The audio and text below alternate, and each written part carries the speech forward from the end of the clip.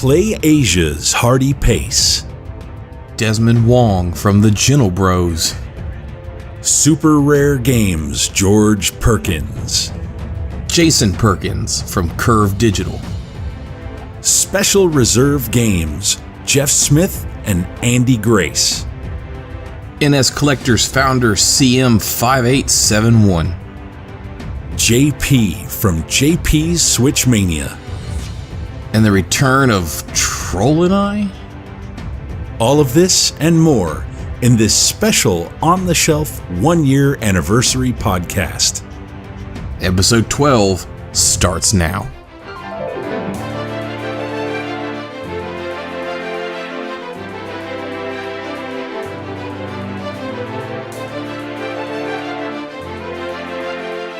Before we get too deep into this special 1 year anniversary episode of OTS, we wanted to take a moment to thank you, the listeners. While it's true that we do have a great time with our guests, none of this would be worth it if it wasn't for each of you. So from the bottom of our hearts, thank you for giving us your time. We greatly appreciate it. And for those of you who might just be tuning in for the first time, thank you as well. We hope you stay and get a chance to listen to all of the previous episodes. All right, let's see here. The Switches. What? You're what? What? I was gonna say we can talk about the Switch's 2nd year anniversary. I know that's what I'm saying. That's a big deal. I'm saying it now. Well, so go ahead and say it then. You said it though. The Switch 2nd anniversary. It's huge. Yeah, it is. With every new direct, we keep getting better and better lists of games.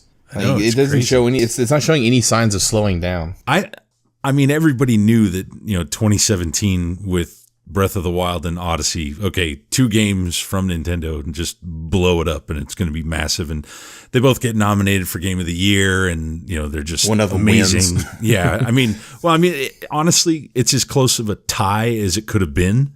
They had to name a winner, so they picked one, but geez, either one of them could have done it. And then you think, what could possibly follow that up? And then we end up having another great year where there's like 3 times the games released on physical media, right? I know what you're talking about. There's no games on Switch. None. Not a single game on the Switch. In fact, all of the boxes on my shelf are just empty boxes. I mean, that's true. They are just empty boxes, but you just printed out like nice little cases for everything. Yeah. I just troll for the artwork and print them out on a color inkjet and stick them in empty cases and put them up there and act like I have a Switch collection. Because honestly, there's no games on the Switch. Not a single one. No. I keep hearing people talk about, there's still people who say that there's no good games coming to Switch. People saying that there's no good Nintendo exclusives, and then like the Direct happens, and if you take every game that's discussed at the Direct and you like lay them out on a spreadsheet, like it's pretty impressive.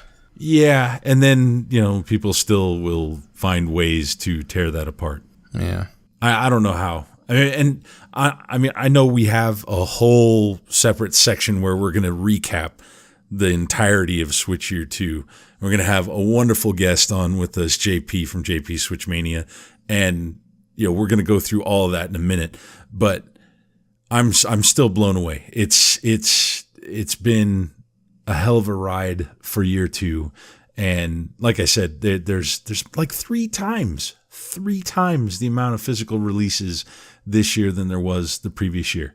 It's hard to wrap my head around that. I did not expect the pace to pick up the way that it picked up, with that many games.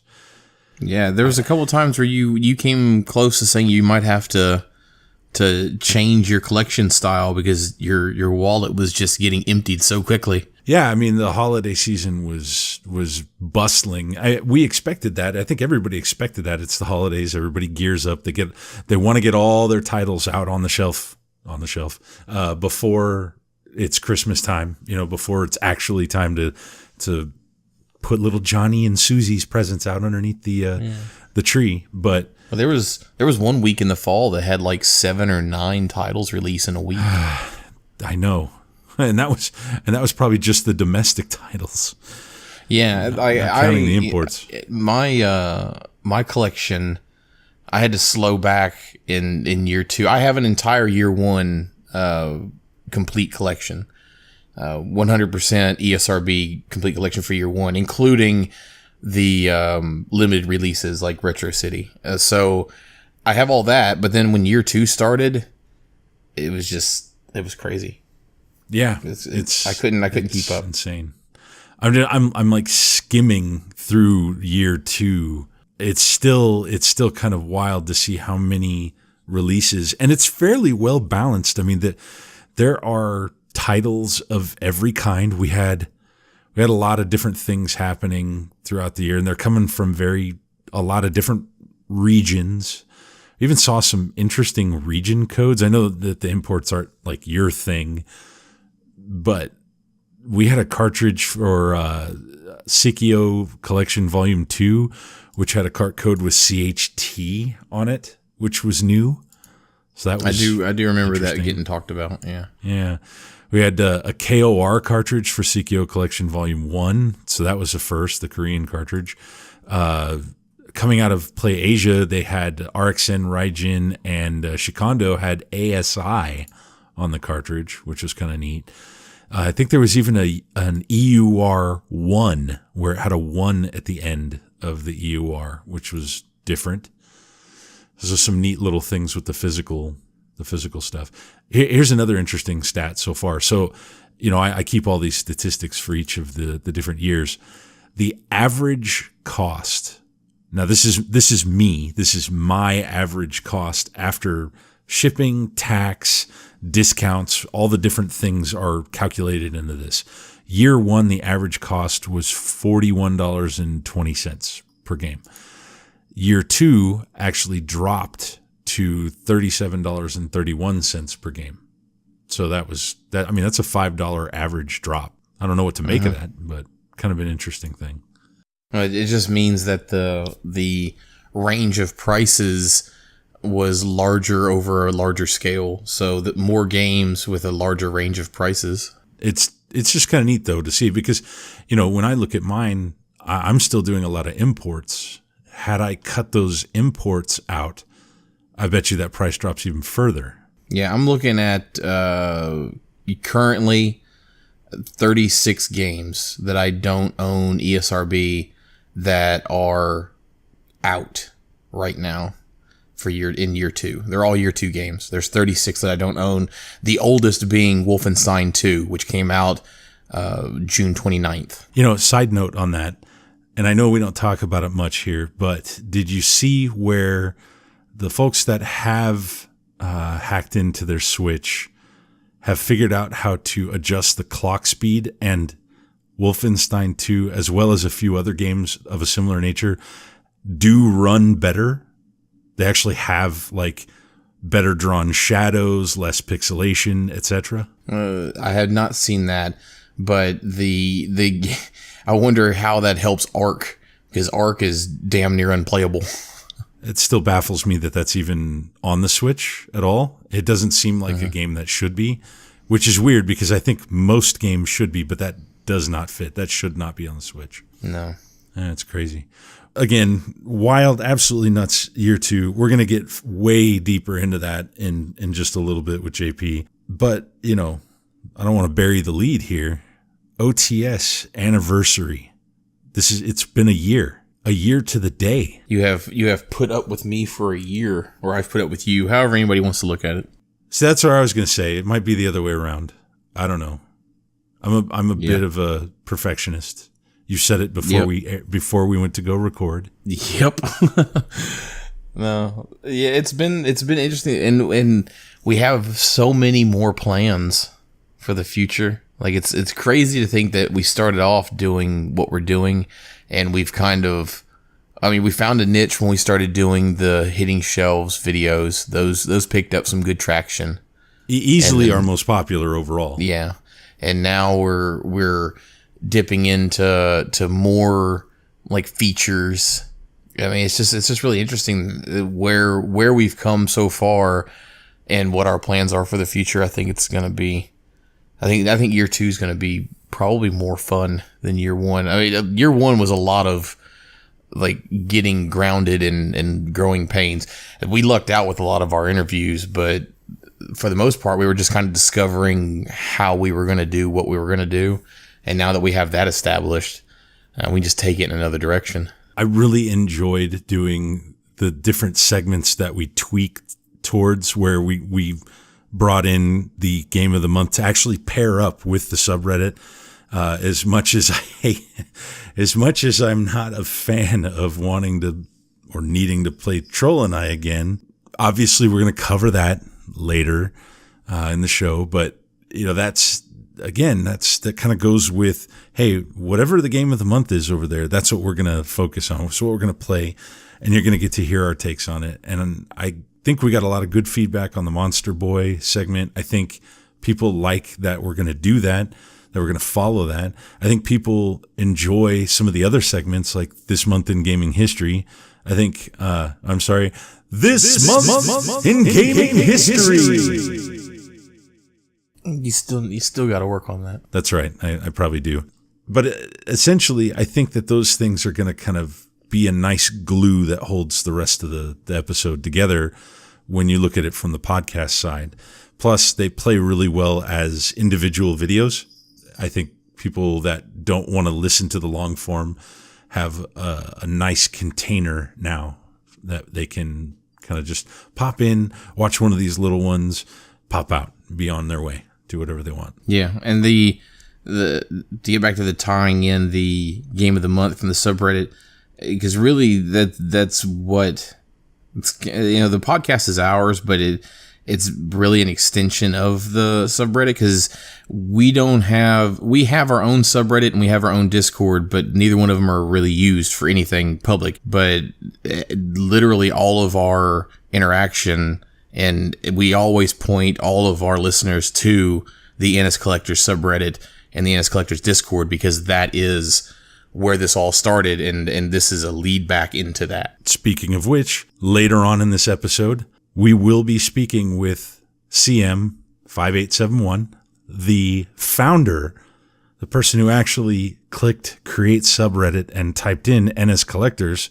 He will be featured in this month's Collector's Profile, which will be a great little conversation. I can't wait to share that with everybody. He created the subreddit, the Discord, and he runs the NS Collector's Twitter page. Most of the time, almost every time, not every time, but darn close to every time, we have somebody on the show that we're able to bring in that has yet to see the Discord. They jump in and they interact with everybody. So if you are listening to this and you have yet to go on to the NS Collectors, the Nintendo Switch Collectors Discord, you really should check it out and hang out there, because not only are there some amazing like regulars that hang out and chat about Switch, right? A bunch of fans that love the same thing. We have a ton of special guests in there. Lots of people that just constantly are hanging out. I mean, I'm looking at it right now. We've got East Asia Soft. We've got Play Asia. We've got Special Reserve, Limited Run, Allow Studios, the guys behind Toe Jam and Earl. We've got Project Sense in there. We've got Merge/Signature Games. We've got Tribute Games.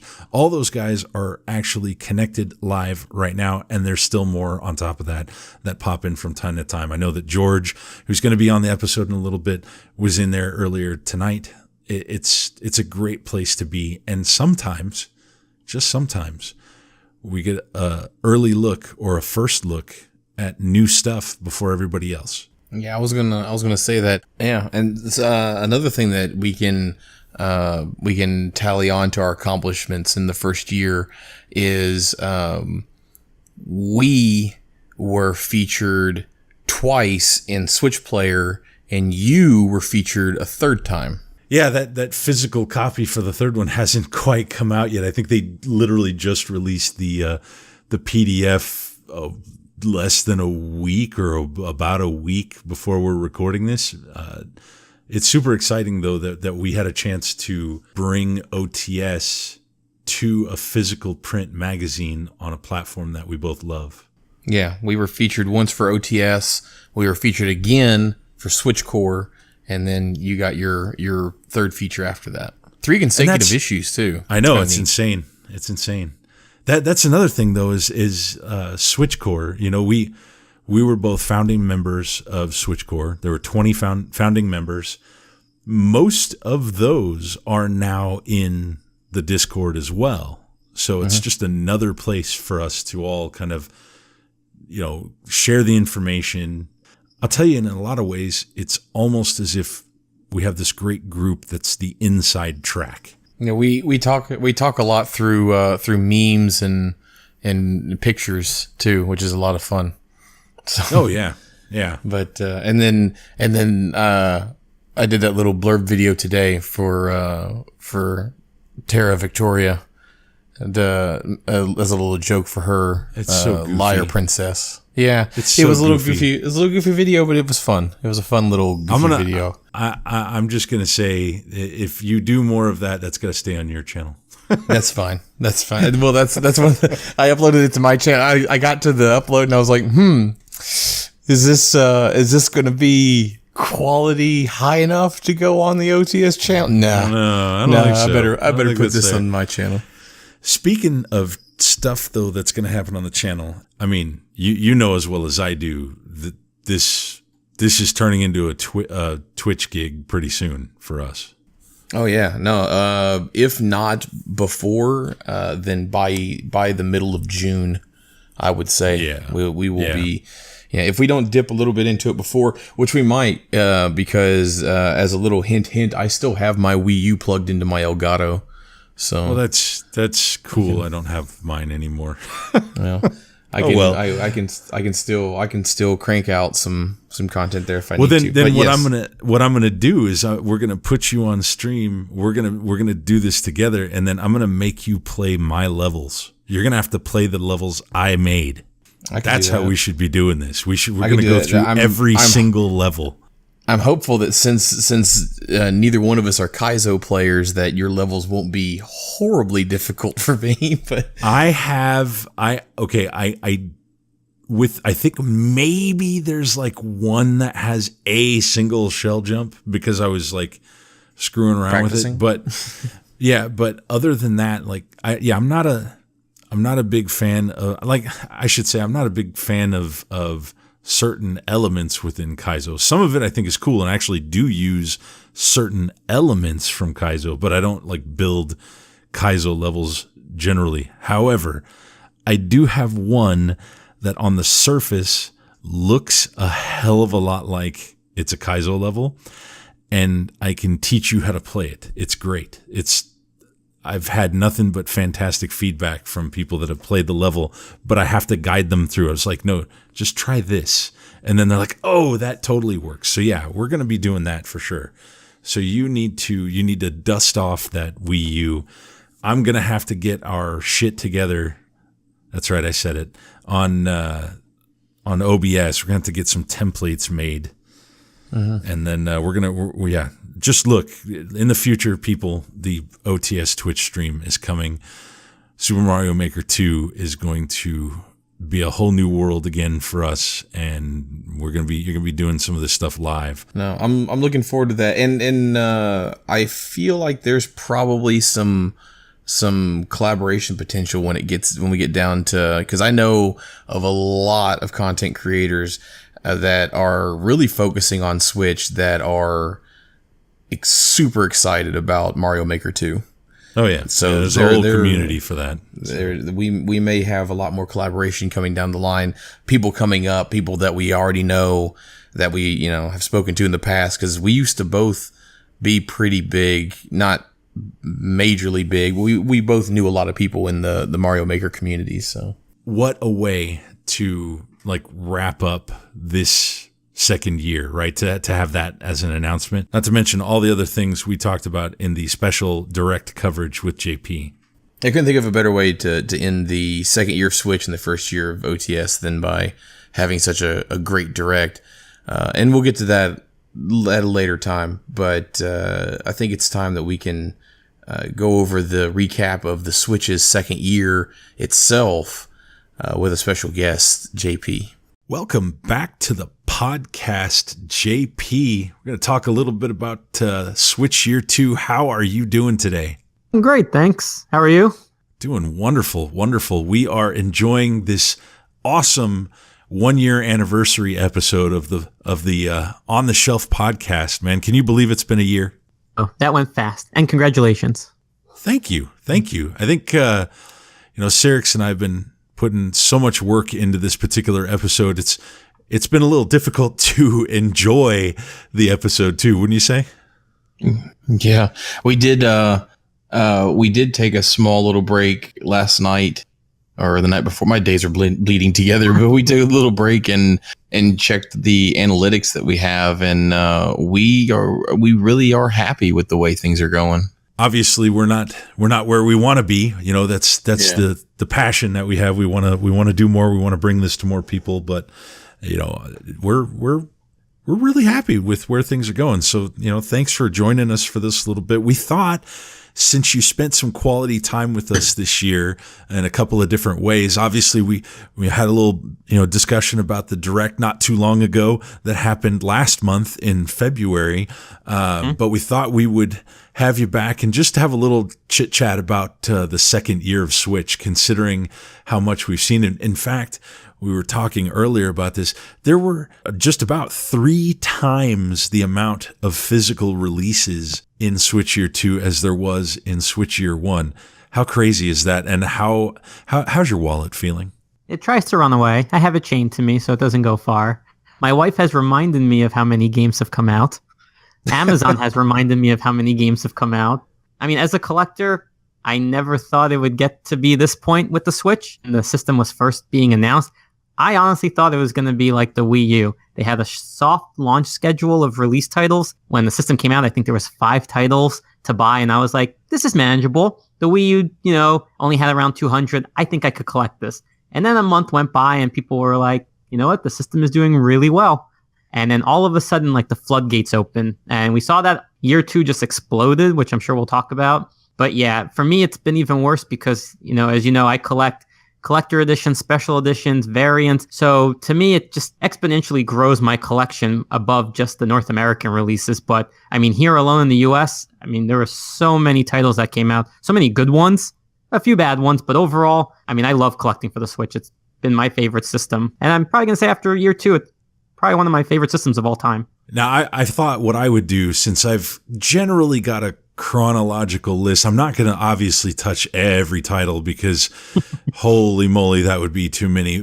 But I do kind of want to run down through a few notable points in this and just get everybody's thoughts. And either one of you guys just jump in at any time with this. But I will say that the first release of the second year was not necessarily notable. It was Scribblenauts Showdown, but that was the first release of the second year that came out on the 6th of March in 2018. I'm sure everybody here has it, unless that's one of the ones you're missing. No, I didn't get it when it first released. I got it cheap. It went on sale very quickly. And I think it went on sale for like $20, and I had a $10 gift card at GameStop, so I just went and picked it up for $10, like maybe 2 or 3 weeks after it came out. Yeah, not necessarily the best to start off the year with, but it was closely followed by Kirby Star Allies, which I know a lot of people loved, and that was a good place to kind of kick the year off. We don't really need to get too far into Kirby Star Allies. I know that I enjoyed, I'm sure you guys did too. There is a notable piece right after that, though, that just a couple of days after Scribblenauts Showdown and before Kirby Star Allies, and the reason I kind of mention it after this is because it takes a little while to get across the pond. We actually had the very first shipped game from our friends over at Super Rare, Human Fall Flat. So their entry into the Switch arena shipped right after the start of the second year. What do you guys think? Well, JP, what do you think about them? So I actually recently did a spotlight on them, so I know the dates just because I've memorized them, but February 20th is when they took pre-orders, and March 9th, I believe, is when they started shipping. That's right. And I'm a big fan of Super Rare games. Even just talking to George, and even if I never talked to him, who's the head of doing stuff there, They've really, I think, proven themselves because, when a new company comes on board, you get a little skeptical whether it's going to last, how well they're going to be well received, what kind of games they're going to bring. But, throughout that year, they've really been consistent. There haven't been long ship times. They're very responsive on social media. They're very active, which is nice because to me, that's what makes a game and a company even better is when I can actually talk to the people behind it or bringing it to the console. So I'm a very big fan of Super Rare Games, and congratulations to them for I think what is a successful first year. Very much looking forward to what year 2 is going to bring from them. They did a full 12 out of 12 on the month. They had to combine a couple of games into a month, but they did manage to do 12 games in 12 months total.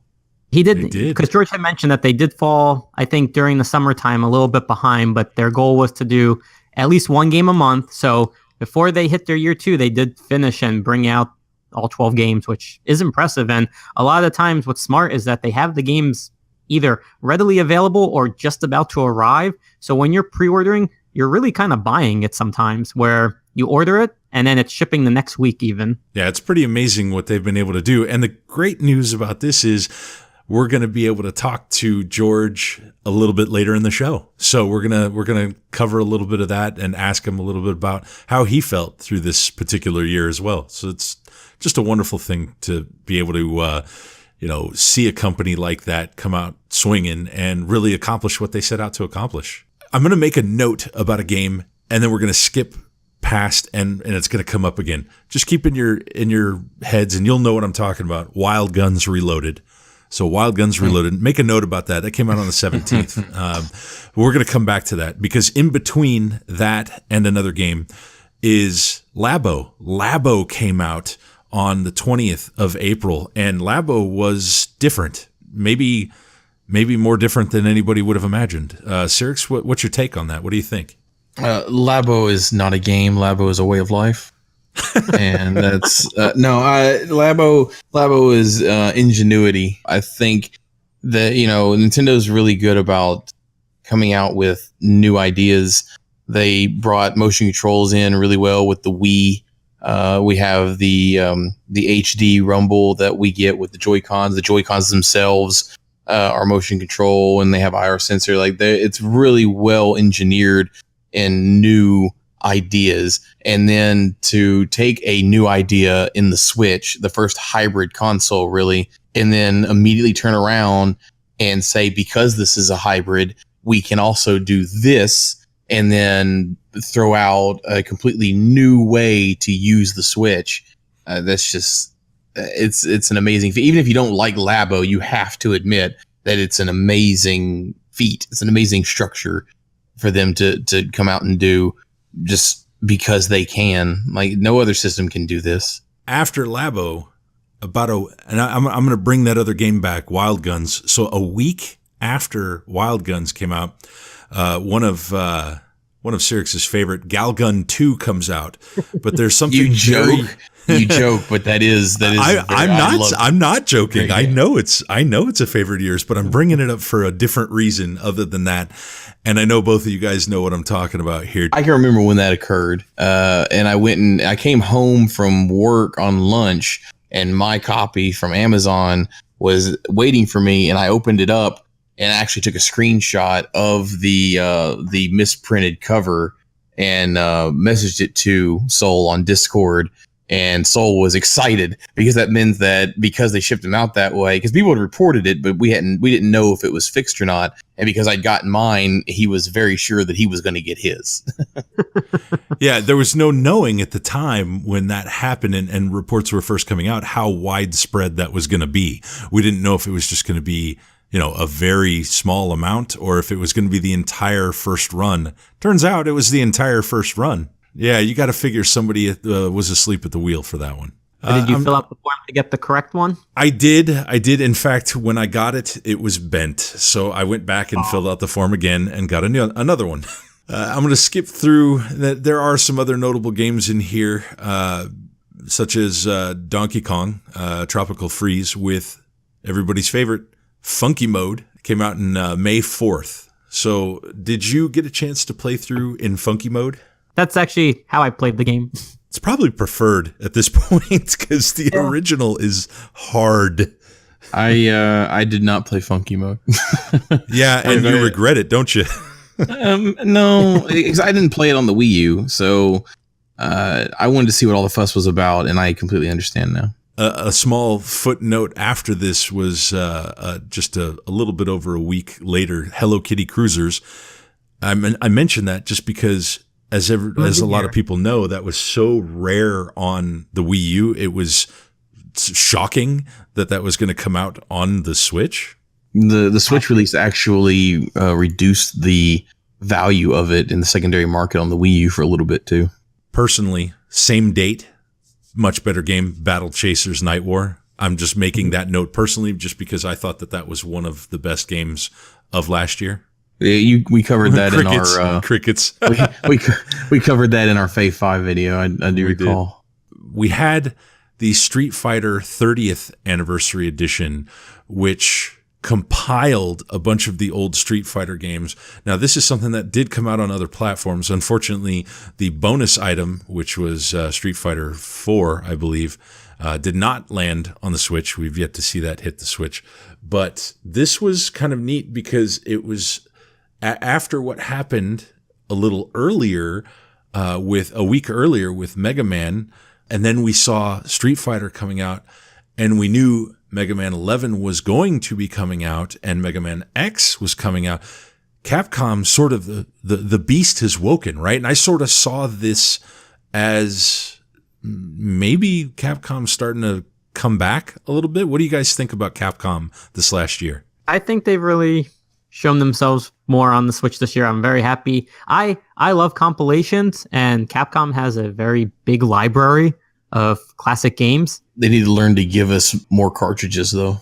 Yes. I mean, I'm glad for what we're getting, but yeah, right. Resident Evil was 2 games, 1 cartridge, and a download code. Mega Man in the States, Mega Man X, and was a download code and a cartridge. And then, of course, Japan got a second cartridge if you wanted. Also, I don't understand why we don't even get some games physically. So, we got the Beat 'em Up collection on the eShop. Japan got the Belt collection from them. Mm-hmm. And again, it's a compilation of Beat 'em Up games that I think would have resonated really well with Switch collectors in the US and actually in the EU as well. So I'm just a little surprised still of how they're handling their releases worldwide, because it's definitely not equal. But it is nice to see Capcom having a bigger role this kind of time. Agree.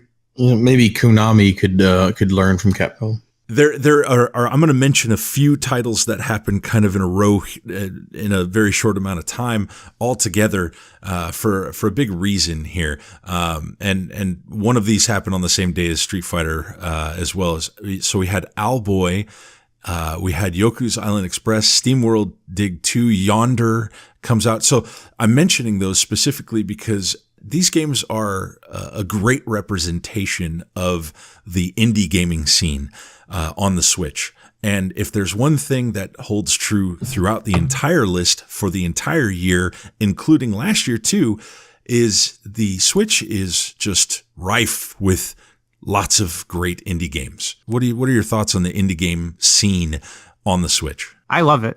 Nintendo definitely is doing something right, making it, I think, easily accessible to indie developers to bring their games over.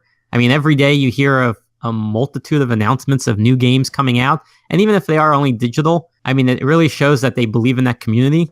And a lot of times the games coming out from these indie developers are better than some of the, dare I say, AAA releases. I love seeing it. And also just being able to talk to the developers, tell that they love the Switch as well. And, it shows through their games. And I'm so glad to have such a blossoming eShop of titles and also seeing some of them come out physically as well. There's not much more I can really add to that. The indies are very much at home on the Switch, and I'm enjoying everything we're seeing. Indies are just fantastic, kind of overall. Just there's something for everybody in those. As we got into June, there were 2 titles I wanted to kind of mention here, just because of where they come from, even though they are not necessarily great games. Both Firefighters, the simulation, and Professional Construction, the simulation. This was the entry of UIG, a notoriously simulator specific publisher in Germany came out with those. Did you pick those up, JP? No, yes, of course I did. I was never going to miss one of those releases. Now, have I played them? No, but I have picked them up. I would have taken you for a professional construction kind of guy. It's my side hobby. Yeah, that's always interesting to see when they were going to actually enter. They had a lot of titles that had shown up in various ways on, say, VGP up in Canada that never came to North America at all. I still don't know if they're ever going to release a physical version in North America, considering their simulators aren't really that popular here. But surprised that if you look on Amazon Canada, there's a whole bunch of UIG titles still listed, obviously with no dates, and I don't even know if you can pre-order them, but they're ambitious to say the least. Now, we are coming up on a really important date here, just a couple of days after those were released. On the 21st of June, Limited Run puts Thimbleweed Park out. It starts shipping around that date. Limited Run obviously was going to be a big player in the Switch as soon as they had announced that was coming out. And you also did a little segment on Limited Run recently yourself as well, didn't you? I did. They were my first company in our new Spotlight episodes on YouTube. What do you think about Limited Run? Josh and Doug? Yeah, I mean, it's no surprise. I think if you follow me on social media, I'm a huge fan of Limited Run games. I used to collect, not as much, obviously, as I do for the Switch, but I did collect some of their PS4 and PS Vita titles back in the day. With the Switch, I'm obviously going for a full collection of theirs, but I love the support that they're giving to the Switch. You can tell that that's, the next really going to be focusing on, especially once the Vita concludes. But the titles that they're signing, for me, I love the special editions, even though, people have their own opinions. I like that each one is unique. I love that the attention that they're giving to them. And I'm a big fan. I mean, I think they've also had a very solid first year. There's been some production delays, as everyone knows, but overall, what has already shipped, I mean, it's great. I mean, they brought over Night Trap physically, and that's a game that, everybody never thought we would see on the Switch. They got did to bring over their Saturday morning. They brought over Night Trap digitally too, didn't they? Yes, they did. Yeah, they did both. But they're responsible for Night Trap just being on the Switch in general. But just, looking at their library, and especially with every new release, I get excited. I mean, they're smart. They offer that wide range of genres, so they don't stick to just, one. I think they take risks with some of their releases, especially with some of their special editions. But overall, great first year. Very excited for year two. My wallet isn't, but I am.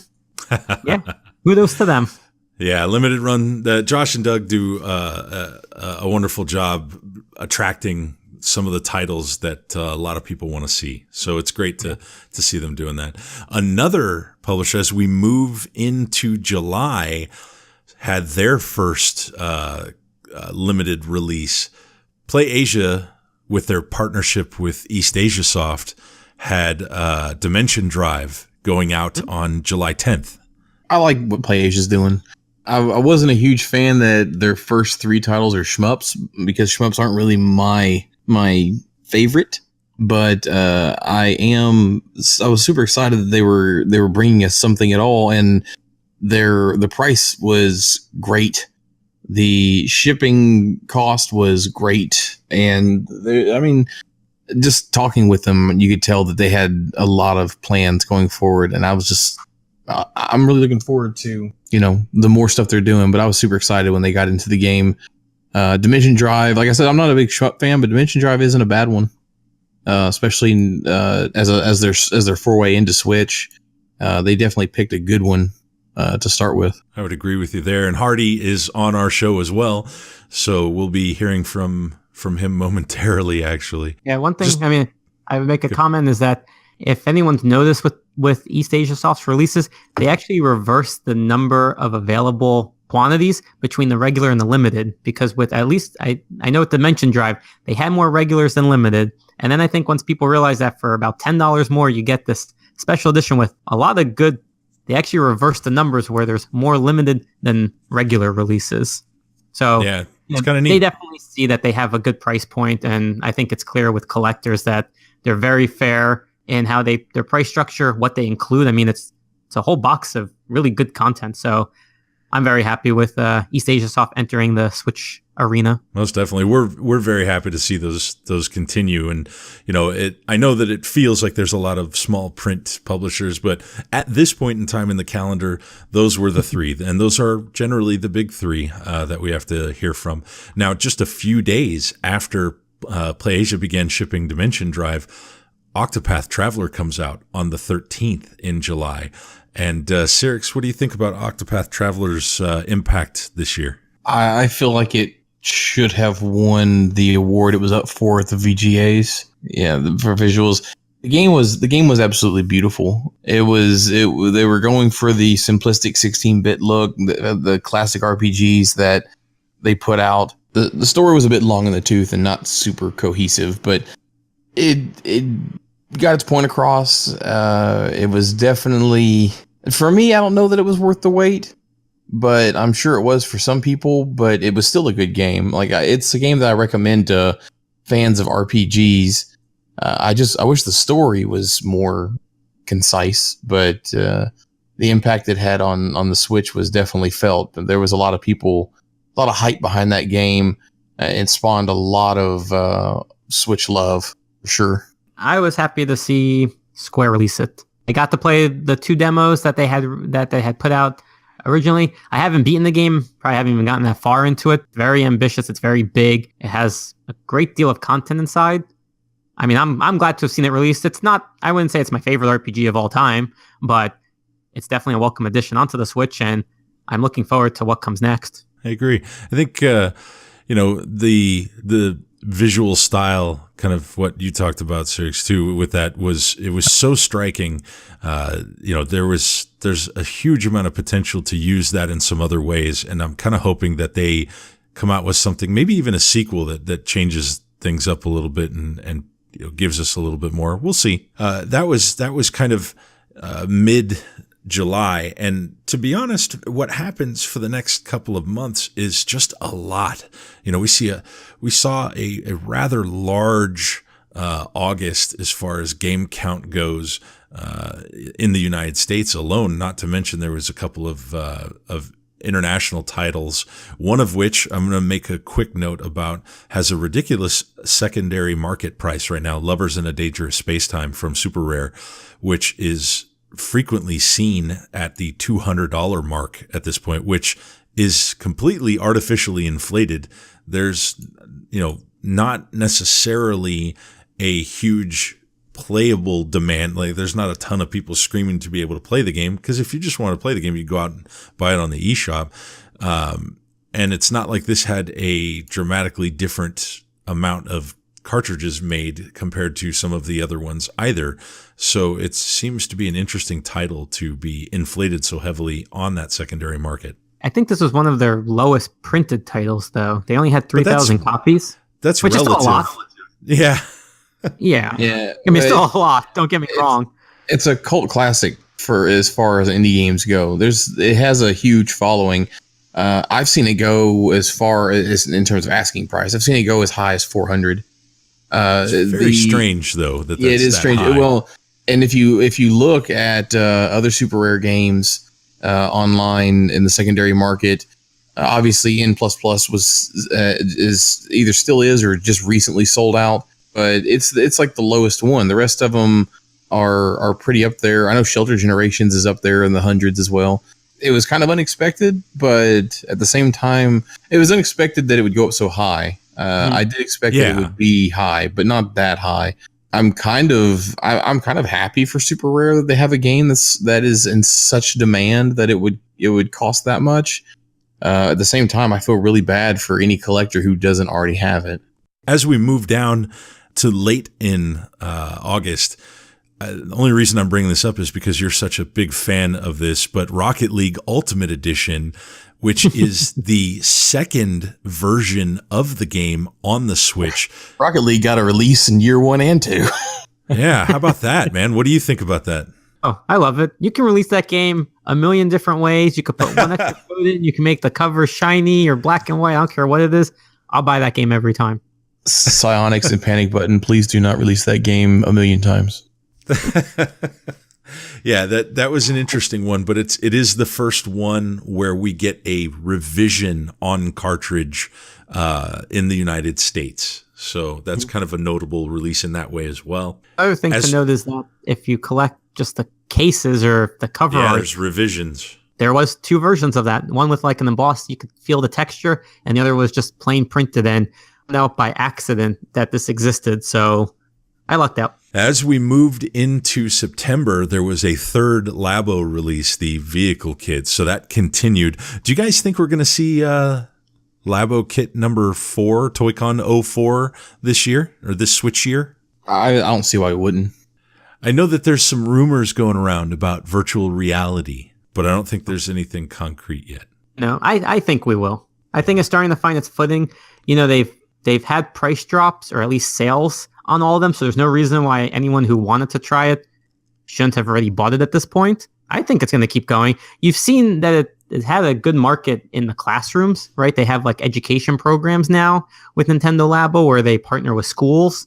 So I definitely think that there's a market for it. So I think we'll see at least number 4 next year. Yeah. I mean, there's been some Toy Cons that have popped up all over the place that we're still waiting to see if they ever come to fruition. So yeah, it'd be kind of neat to see what else Nintendo can really do with that. There's some room for creativity. Obviously, that's the whole crux of that, which is really cool. As we moved into October, there was a second and only the second Toys to Life with Starlink, which had this wonderful, wonderful, wonderful toy on the Nintendo side of things. So if you're a Starlink or Starlink, if you're a Star Fox fan, you probably picked this up. I would assume both of you guys. Well, I know both of you guys picked this up. Yeah.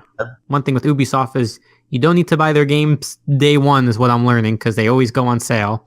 But I like what they're doing with it. I mean, it's the only Toys to Life at this point, which is nice because I don't think I could start collecting for the Switch with all different kinds if they somehow resurrected, Lego Dimensions or Disney Infinity or whatnot. But it's ambitious. They're definitely throwing support into it, which is good because I think a lot of concerns was whether this was kind of a phase that was going to, fizzle out. But no, I mean, they were smart over the holidays. They dropped the price tremendously.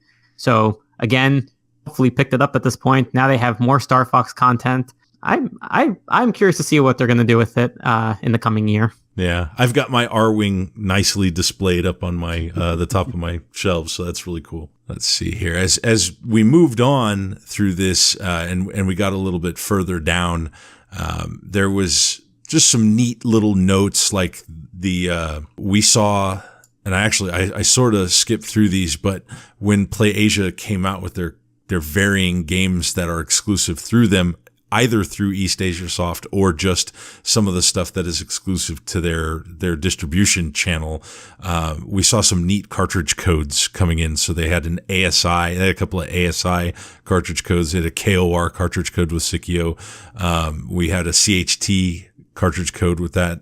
I had mentioned this a little earlier, but it is kind of neat to note those sort of things when we're talking about a recap of this. If you're an importer and you get to see these interesting regions marked on the cartridges. So I know that you collect all these imports and you get to see all these too. What are your feelings on when you see one of those new or different cartridge codes? As long as I can get one, I'm happy about it. If something becomes unavailable, then I'm 100%. No, I'm just kidding. No, I like it. I like seeing the variety that's coming out and for shipping internationally, because I don't know how I would have gotten Sikio Volume 1 or 2 otherwise.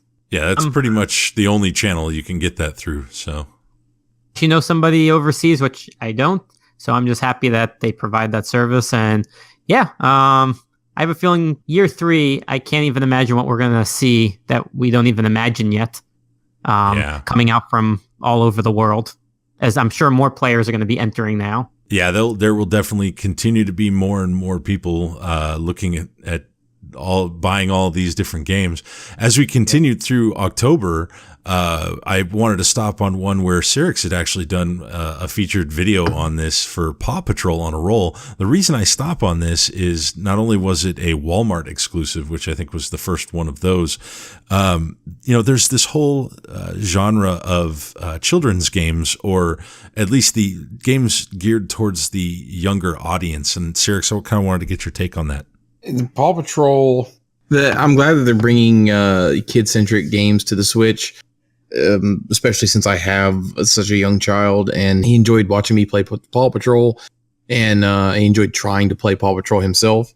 Like I said, the Switch is for everybody, and they are really driving home the whole family-oriented console, which is really great considering that they've opened up and started bringing in mature rated games as well. So they are really making a point to show that they are for everybody. There was another couple of games that came out together that had another notable change this year.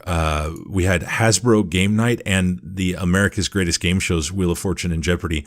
These two were the first instances where we saw the multiple menu items from a single cartridge. So when you stuck one of these into your Switch, you didn't just get one icon, you got multiple icons, one for each of these different games. And so that was kind of different, and that was neat. Did that catch you off guard? Yeah, it caught me off guard. I was expecting to have a selection menu from inside the game to pick between. But something else that caught me off guard was was that Wheel of Fortune and Jeopardy were actually fun to play online. Did not get to play that online. Yeah, we should get a game going at some point then, because it's a blast. In the Discord, we played 3-man. We'd have 3-man games going, and sometimes we'd have enough people that we could actually run 2 games at the same time. It's pretty fun. So. Yeah, if you want to get it out and dust that game off, we should definitely play sometime. I love board games, trivia games, and I'm glad to see those are coming through as well. And we're going to see more of those. We know that that's going to happen. There's going to be more of that, which is really great. As we moved into November, because October was extremely busy, and so were the next couple of months, but we saw what we thought was going to be the final physical game on the Switch, or physical game at all, from Telltale with Minecraft Story Mode Season 2. It turns out it's not the last, and there's one more coming. Sort of. Yeah, sort of. It's the last full game that's coming out from them. The next one is the first episode in a download code, jerks. But it's also Skybound and not Telltale, to be fair. Well, yes, but we all know that it was mainly Telltale.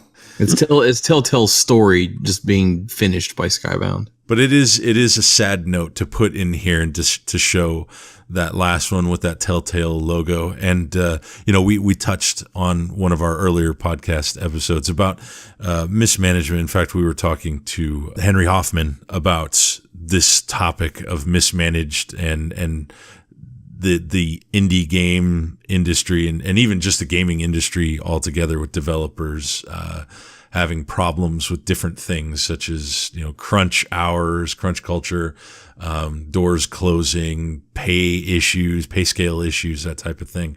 And this was just a really sad thing. And there was a lot of people let go from that company. And luckily, some of them did get a chance to land on their feet. In fact, Limited Run picked up at least 1 or 2 people from there, I think. But yeah, what a sad note on all of this. As we continued through, there's just a nice slew of games that came out at the very end of October all the way through December on the international side of things. I'm going to rattle off a few of these just so that we can kind of cover a bunch of these all in one shot. We could talk about the international thing. There was 2 Bibby games, Bibby and Tina, and then Bibby Bloxburg. You had Taiko no Tatsujin, Drum and Fun. You had World Neverland. You had the Let's Sing franchise continuing, which I know you have like 50,000 microphones for. You had This War of Mine, Shanghai Refresh, Shikondo, another PlayAsia one. Asterix and Obelix, just, title after title. You already mentioned earlier, Capcom Belt Action. We had, a big bunch right at the end of December with Battle Princess Madeline and Onimusha, the Kunio-kun World Classics cartridge. And that just continued. We had, it felt like even as we entered January, there was more. We had the Adventure Pals Collector's Edition from Super Rare. We had Anima Gate of Memories, just influx after influx of all of these great import titles that are not seeing release in the United States on physical cartridge. And Cyrix, I know you aren't a huge importer, but what are your thoughts on all of these international titles that aren't coming over necessarily to the US in physical form? There's only a couple that I really wish would. I did get Adventure Pals and Shikondo, obviously, but I would have liked to have seen Onimusha come to the States. I would have liked to have seen Kunio-kun reach the States, just because I'm a huge fan of Super Dodgeball. But I do get that in my NES Online, so I have that. But I'm not so much worried about a lot. To me, a lot of those games are just filler. To me, I mean, some of those games are obviously great games to some people, but for the most part, there's not a whole lot of import-only games that I feel bad that we don't get. There's maybe a handful. JP, what's your take on that? On kind of probably on the opposite side of things? Yeah, I mean, I thought in December, I was like, woohoo, a slow month in the US, and I was done for the year. And then all of a sudden, like you mentioned, that 1 week in December, we saw 5 releases come out overseas, and we still weren't done yet. And as a completionist collector, I will say it's sometimes a burden, because it's, you can't miss one. And when they all come out back to back, I mean, that's a strain. And for me, like with the Asterix and Obelix, there was regular collector edition and then a more limited edition, or a bigger box, I guess. I don't know how you want to call it.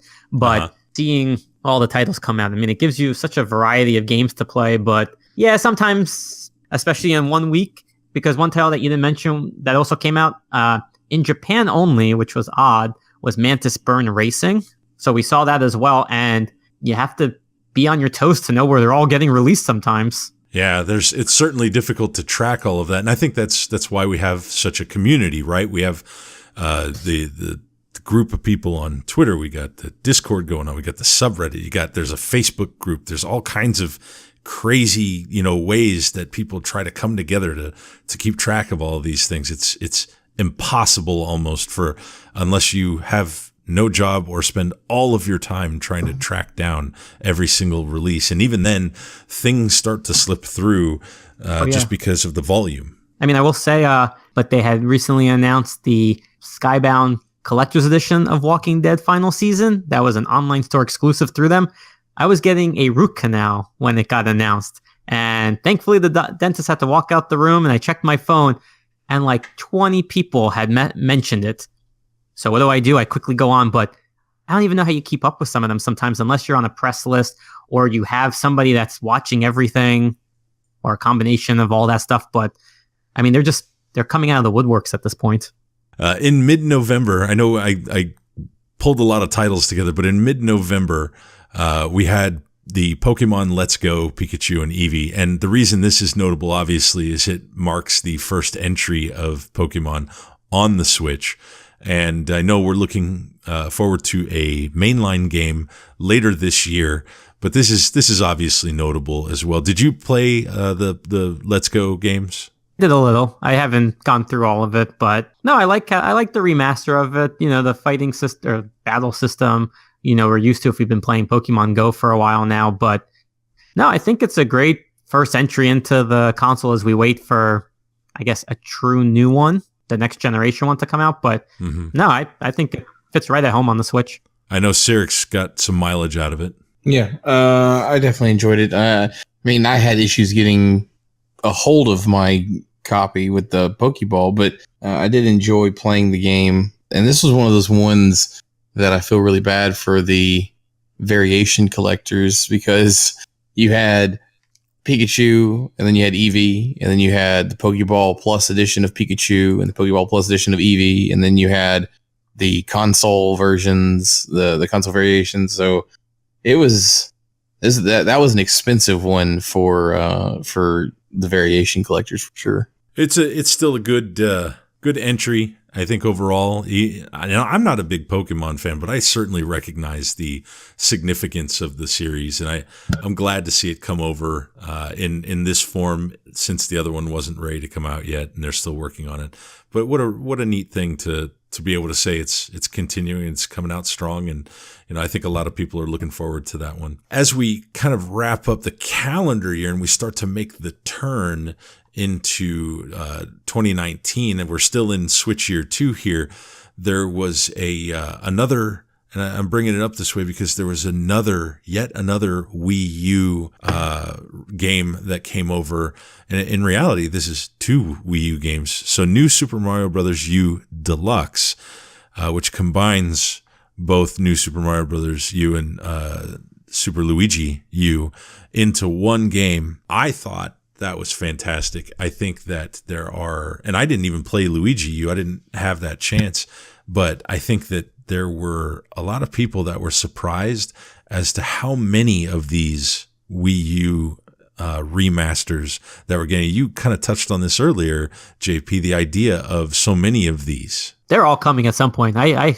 truly believe that. I mean, if we can get Hello Kitty Cruiser onto the Switch, we can get any game from the Wii U era. And I know there's a lot of want and demand for the first party Nintendo games. So, Wonderful 101. There's also Devil's Third. I know a lot of people would love to see that on the Switch, but honestly, as somebody who collected the Switch as it was getting announced that it was being discontinued for the Wii U, because I want that whole collection, but I haven't played many of the games. So for me, the Switch is the first time I was playing Donkey Kong, Mario, Bayonetta games. I mean, it's great. And yeah, the price points sometimes are a little unfair when the game's, a big remaster or there's not a lot of additions, but listen, bring every title over. I'm okay with that. The audience for the Wii U is so small comparatively. I think this just gives people a much greater chance to play some of the games that were on that system who didn't get a chance to. One thing I will say, and I think I touched upon this when we talked about the last Direct, is that even these games are getting new life after they already come out on the Switch. So with Captain Toad, we have the DLC expansions with new levels and whatnot. So a game that may have been thought to be kind of dead life, and there's a whole new audience. There's a bigger community. There's the online aspect that's just growing every day. So it's going to be very interesting to see what they take from the Wii U library next. And they could go back further. They could go to the Wii. There's so many great games on there as well.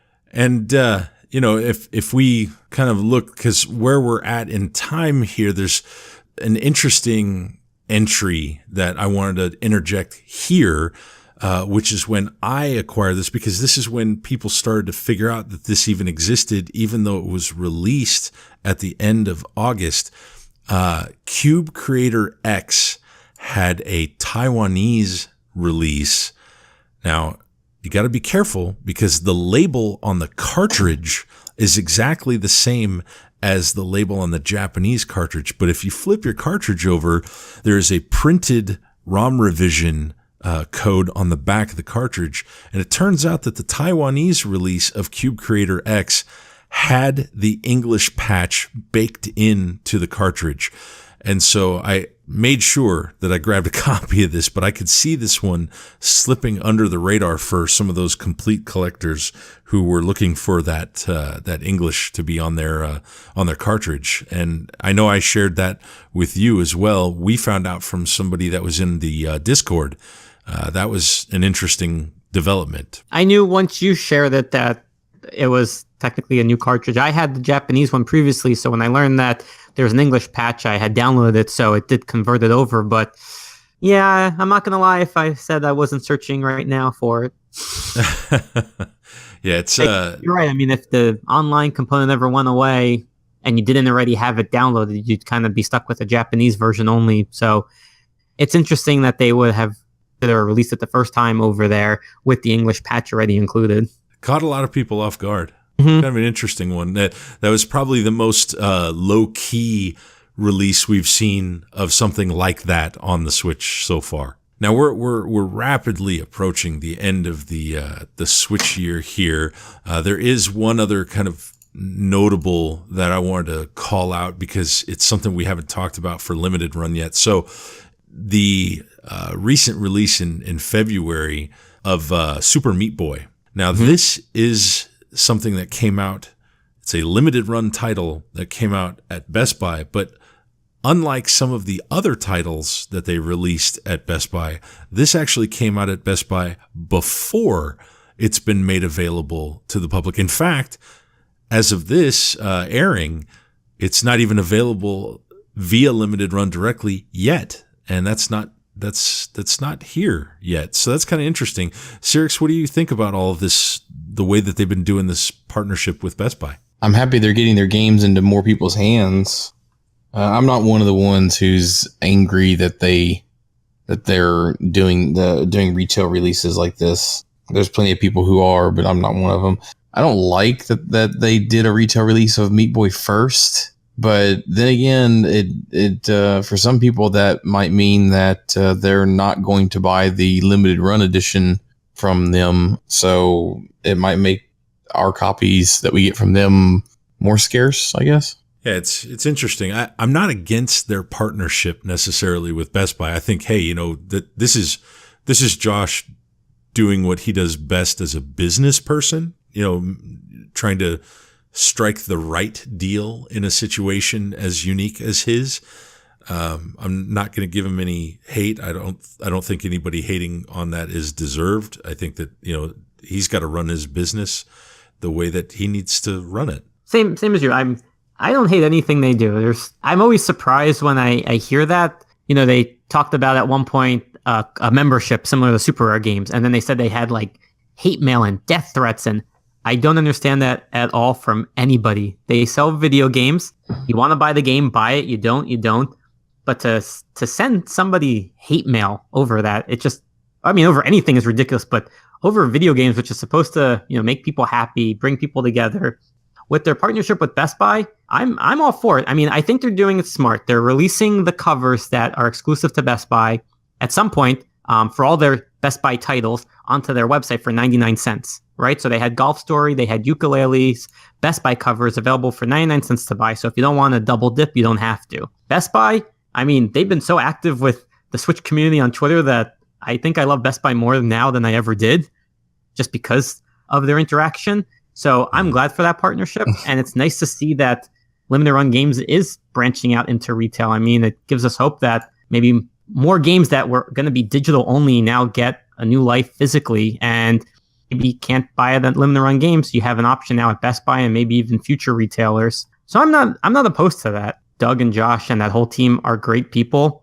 You could see that they care about their releases and the relationships that they're building. So don't see that where that hate is coming from for people. I think it's just people who either want to scalp or wait too long to buy something, and then they have to go to a third party market, and the prices have just shot up. Yeah, the corner of the business that they work in is certainly an interesting one, and anybody who's got that much anger towards a business like that, where this is, like you said, this is entertainment market. This is video games.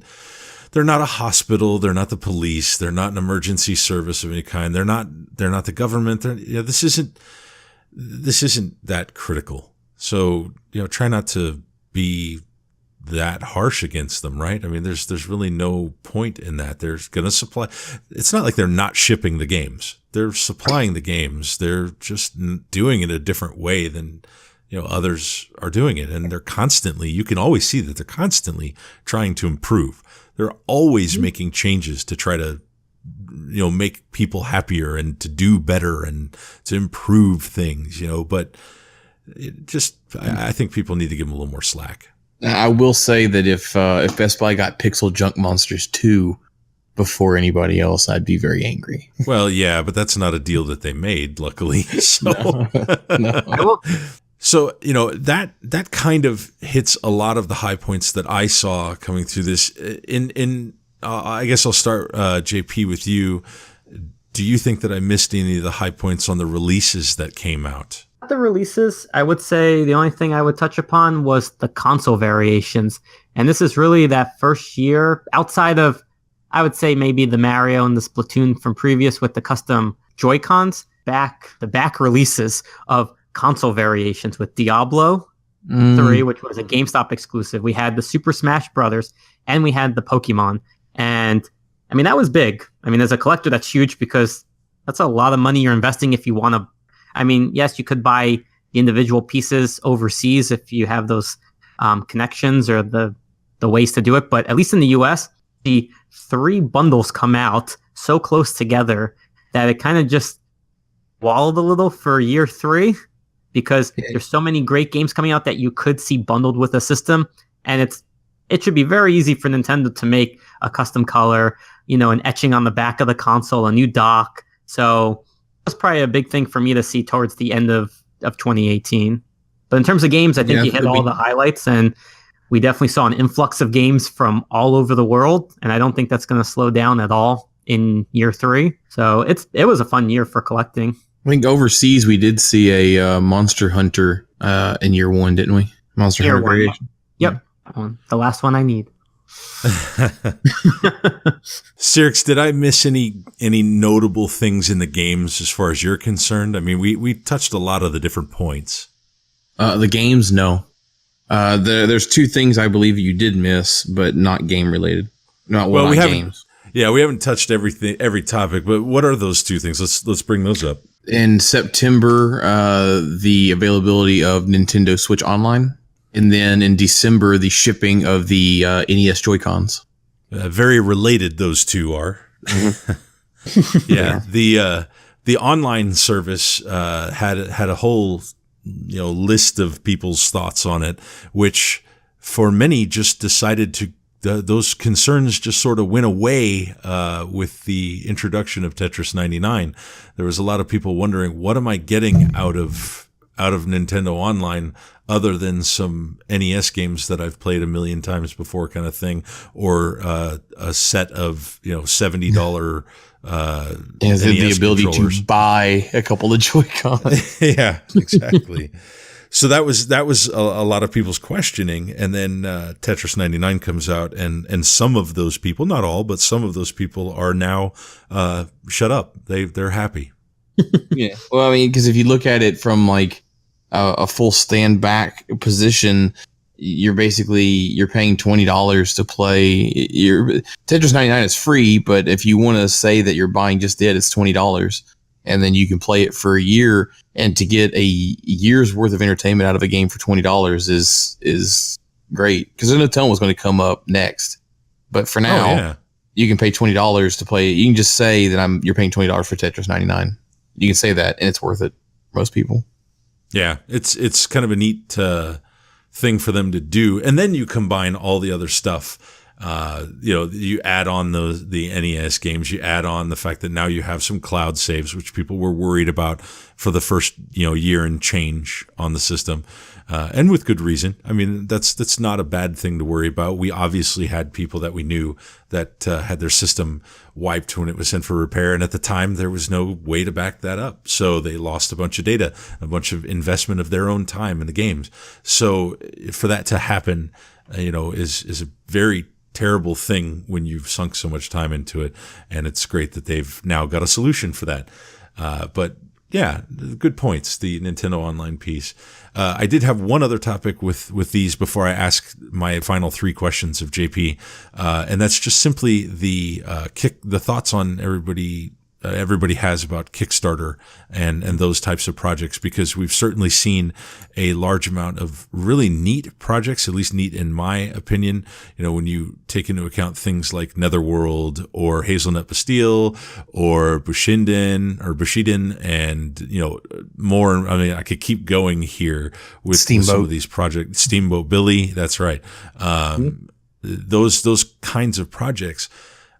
All of those have had at least a promise of a physical release in some case, and I know that there's people warning about it. But there was some conversation earlier in the Discord about this, And I want to kind of remind people that, that's a bonus. What you're actually there for with Kickstarter is you're there to help somebody launch development of a game. You getting a copy physically is more of a bonus than anything else. It's more of, if this thing works out the way that everybody hopes, and if the game pans out, you get that copy.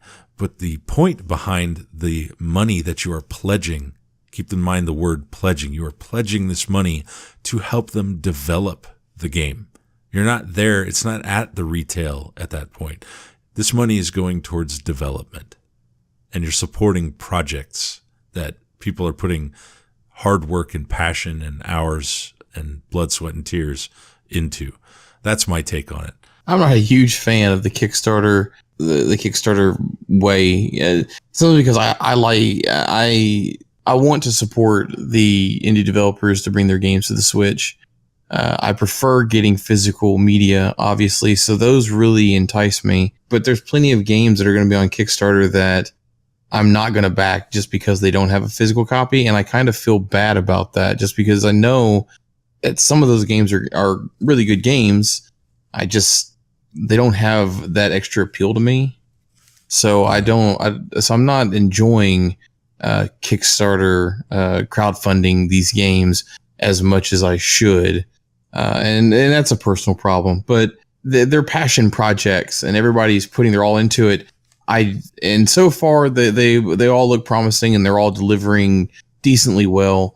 I'm just concerned that we're going to get to a point where there's going to be somebody who kickstarts something for the wrong reasons and then doesn't deliver on their promises, and then that's going to cause a ripple that's going to make everybody else really eerie about assisting anybody going forward with their game, because it is a gamble. It's just, it rubs me the wrong way that knowing that anybody can do it this way. And so far, like I said, everything's good, and you may have the best of intentions, but at some point, somebody's going to fail to deliver, and it's going to be a mess.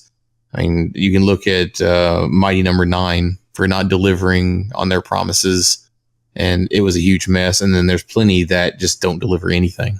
I think Cyril said it best. I'm torn because, having my site and reviewing and interviewing people similar to what you do, I respect the work that these indie developers are doing. I mean, it's a labor of love. A lot of times it's one person studios up to 10 or 20 or more. And you could see that they want to produce a good game. So Kickstarter is another option, right? Where they may not have the funding right away.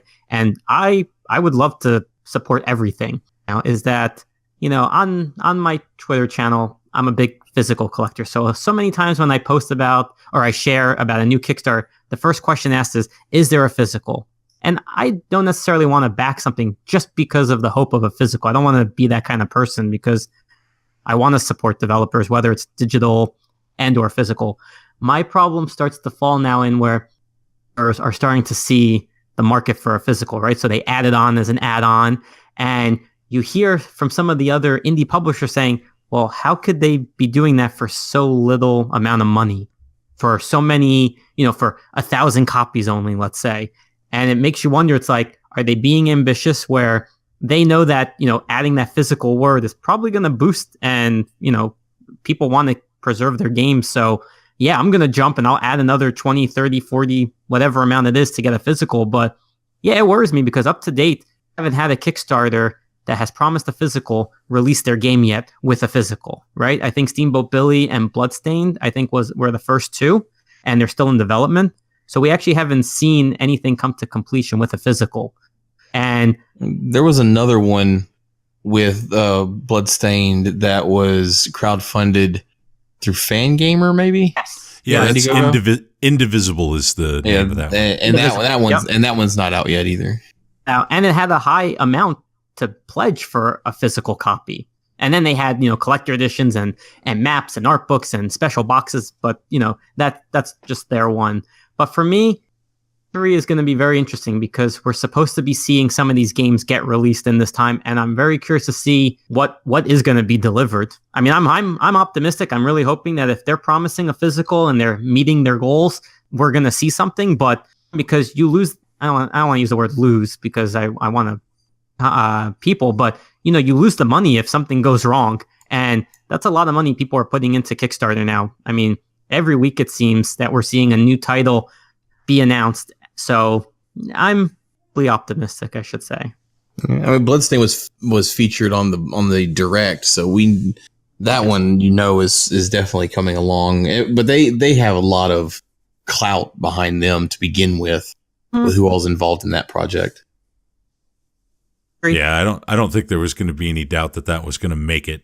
So, as we're about ready to kind of get to the end of what we're talking about here for this review, I do have a few questions, JP, that I want to ask you that we're kind of asking a lot of our guests in this special episode. So, we're celebrating both the first anniversary of the On the Shelf podcast and the second anniversary of the Switch. So what has been the biggest surprise to you about the Switch to this point? I think for me, Nintendo, but just the Switch in general, is the increase in indie publishers. We talked about all of them, but there's so many more coming that have been announced, and I'm happy that these indie developers are getting a chance to bring their games physically through these publishers. And I just want to commend all the publishers for creating these partnerships and providing a medium for them. So that's been the biggest surprise. I honestly was expecting limited run games, right? They had talked about it. I kind of thought that was going to be it. Maybe Play Asia because they already had a history with other consoles, but strictly limited games, special reserve games. You have super rare games, East Asia Soft. You have Warren Collectors, which we know nothing about still, but they're coming. So I didn't think we'd be seeing so many indie publishers appear. So that is a bit of a surprise. I would agree with that. Second question is, what game or games are you looking forward to seeing on the Switch or wish would come to the Switch? For me, I'm very old school. I would love to see the Beautiful Joe collection come out. I think that's a fun game that would be great on a handheld. More Rocket League, of course. Rocket League. And also, I would say any of the Namco Bandai games coming out. There's new One Piece, I think it's called World Seekers. That's a PS4 and Xbox title. Jump Force that just had recently come out. I mean, these are the games that I really want to see on the Switch, and sacrifice graphics a little bit, I'd be okay with that. But I want to see more anime-inspired titles come out. All right. The last one is, this last year, Nintendo gave us some very interesting surprises. I always use Labo as kind of an example that nobody was going to see that coming, right? That was kind of a surprise. Mm-hmm. What surprises do you think Nintendo has in store for us this year? Power Glove. I could just picture putting my Joy-Con onto a glove and just going to town. No, Troll. Trolling us.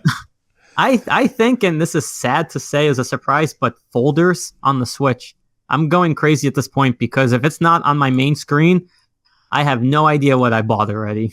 I think folders would just be a godsend at this point to organize, even alphabetically. But I mean, imagine if you could sort by genre, by release, by publisher, developer, right on the Switch. I think it would do wonders for the system. I would agree with you.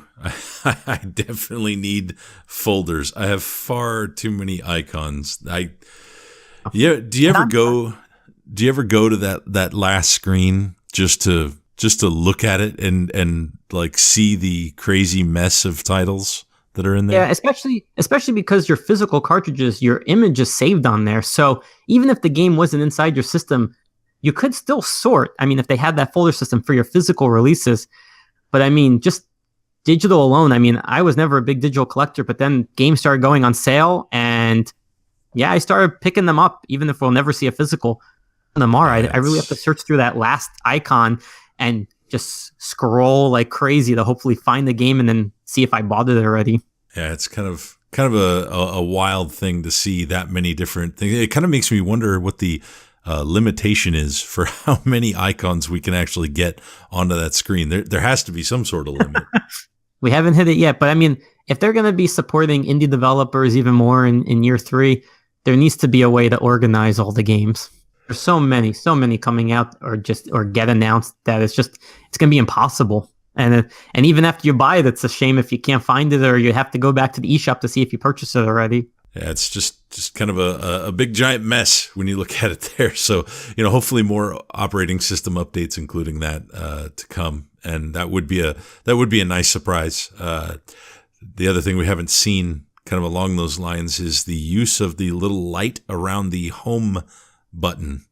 That's a throwback to the Wii U and the Wii, with their little indicator, their glowing indicator, but it doesn't get used. And if I had to add one more thing, there was rumors about it long ago, but VR and either maybe putting the console onto a headrest or having something attached to the system. I would be interested to see if they would pursue a VR option. Well, there's talk. We'll see. I'm not sure. I'm not going to say I'm switched out at this point because our conversations are always good and heavy. But I have nothing more than I could possibly add to this already wonderful experience that we have just shared.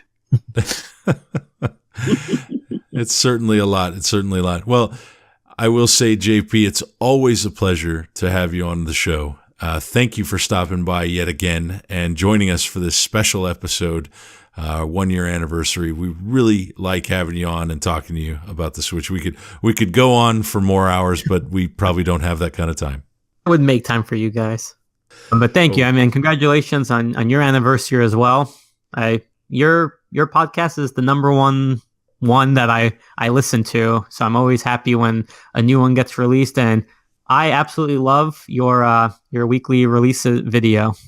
I mean, it helps me make sure that I'm not missing anything. I love seeing the trailers for games that I maybe not have watched before, and I always love the commentary between you two. So I wish you much success in the upcoming year.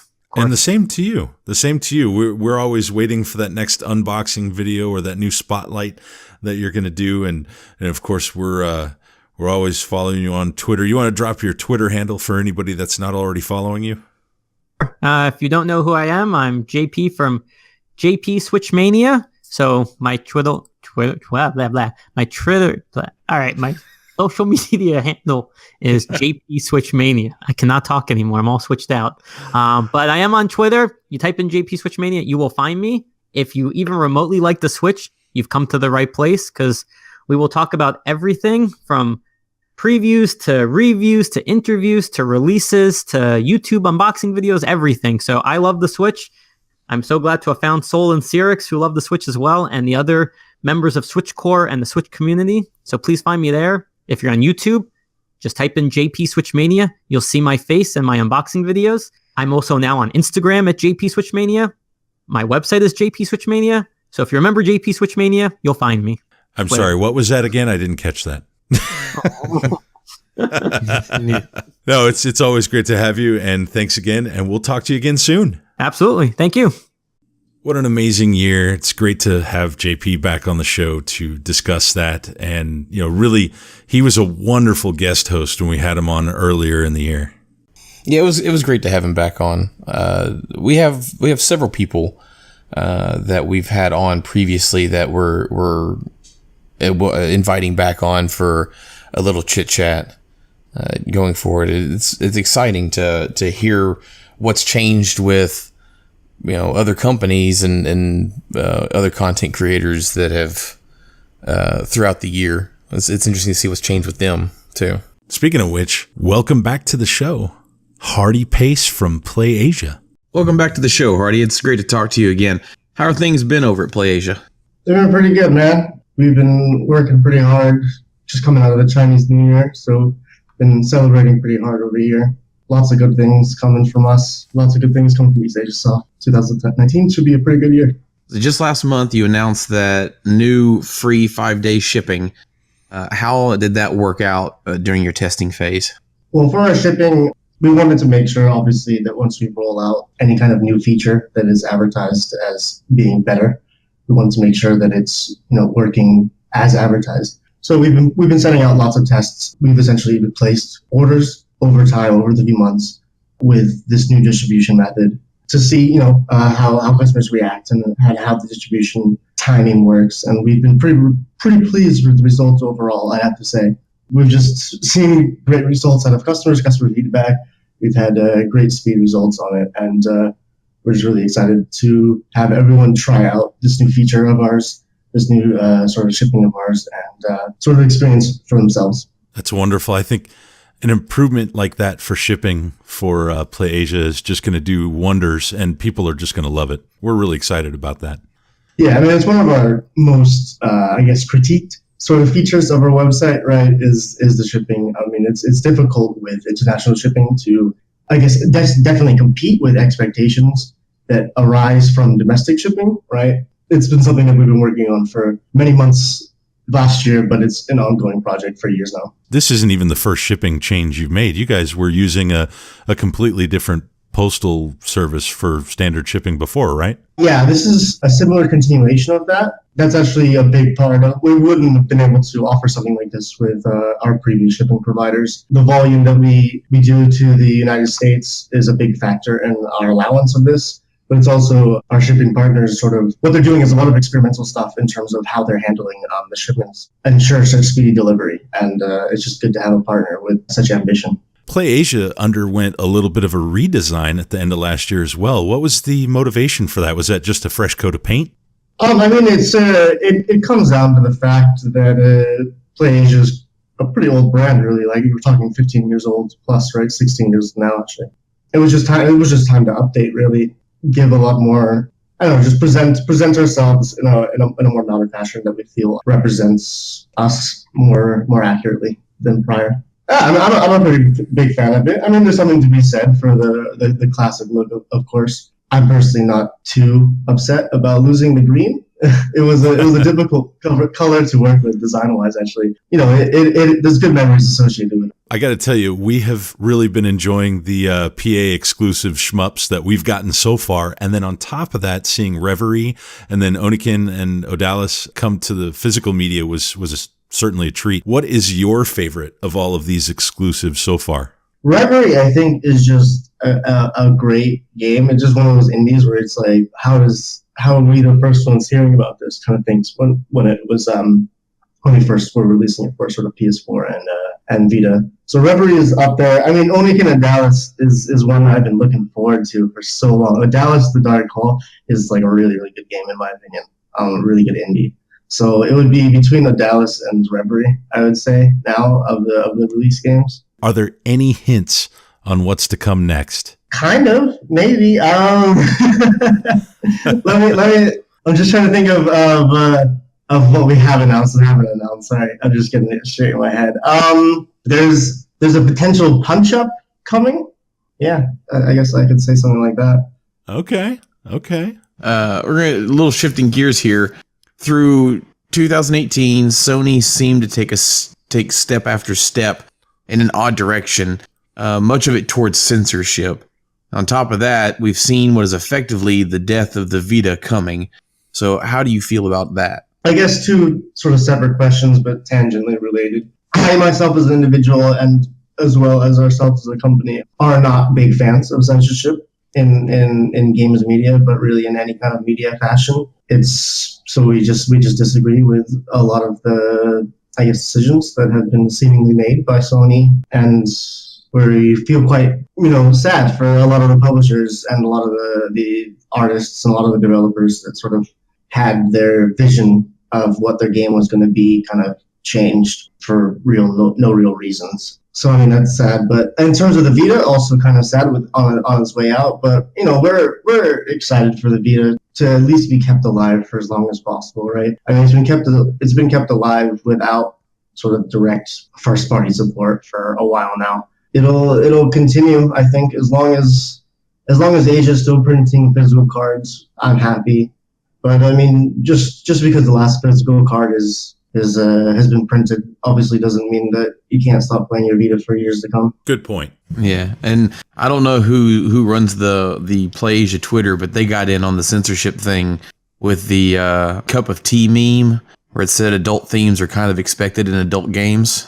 Yeah, I'm familiar with the tweet. Yeah, I mean I guess that's kind of the they buy the set, or it's don't really be surprised by the fact that like adult developers want to make an adult game with adult themes, like and don't let your kid play it if it makes you feel uncomfortable with your kid experiencing those things. That would be my personal advice to anyone that has, I guess, a fundamental issue with a lot of the games. I don't think you're going to get any argument from us. Yeah, Sol and I are both dads, and we completely agree with that. So yeah, I mean, I think it's a sort of a parents thing to deal with. Yeah. There's been a lot of speculation about hardware coming out later this year from different companies. Do you think we're going to see the PS5 announced or a Switch Mini? The Switch Mini stuff is really interesting. I don't have any information about that. If that's kind of your question, like I can't really. No, this is more of just an open question. Yeah. My contribution is more just like it looks cool. I mean, the PS5, I guess we've had kind of dates from like 2020, 2021. That's probably likely, right? Looking at general timelines of console releases. I would put my money on like a late 2020 kind of going into 2021 sort of announcement type thing. But I guess we'll see. It's obviously exciting. I mean, from a lot of perspectives, the PS4 is, it's lost its hype and so on like this. The Switch is obviously king. So it'll be interesting to go through a whole other sort of release cycle with Sony and see what they really pull into the PS5. There's all kinds of rumors about how they're going to go with it. It'll be interesting to see. The Switch Mini is a lot more interesting to me, though, just because I use my Switch more than my PS4 now. I don't know. I mean, the Switch Mini stuff is totally covered in rumors and all these, like, what was it? That like Japanese financial report on like the Switch Mini, or I guess some Switch alternative, is kind of cool. I mean, what do you guys think is going to be like the feature lost or whatever if they go for a Switch Mini? I guess that's kind of the hot topic. I feel like they'd probably ditch the Joy-Con. I think they'll be attached to the. Of course, they'll have to redesign a dock for it too. But I feel like the Joy-Cons, like if you're making something smaller, the Joy-Cons can't get much smaller and be handled very easily.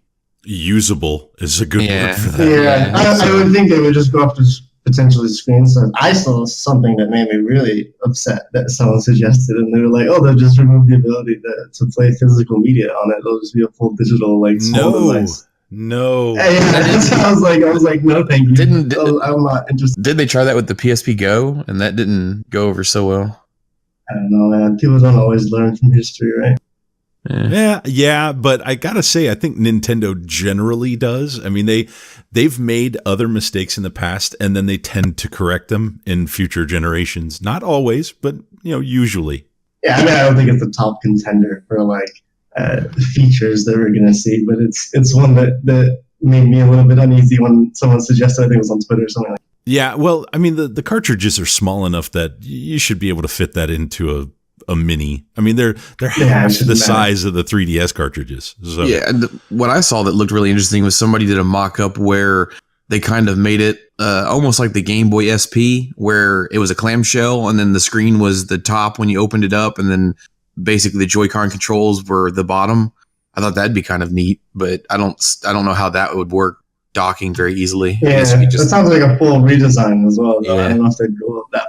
I don't think they could pack enough power in a clamshell like that. They're restricting a lot of space when they do that. Maybe. Yeah, the Switch isn't that strong already. Yeah, I think it would be neat to have something, though, that does fit a little bit better in a pocket or something.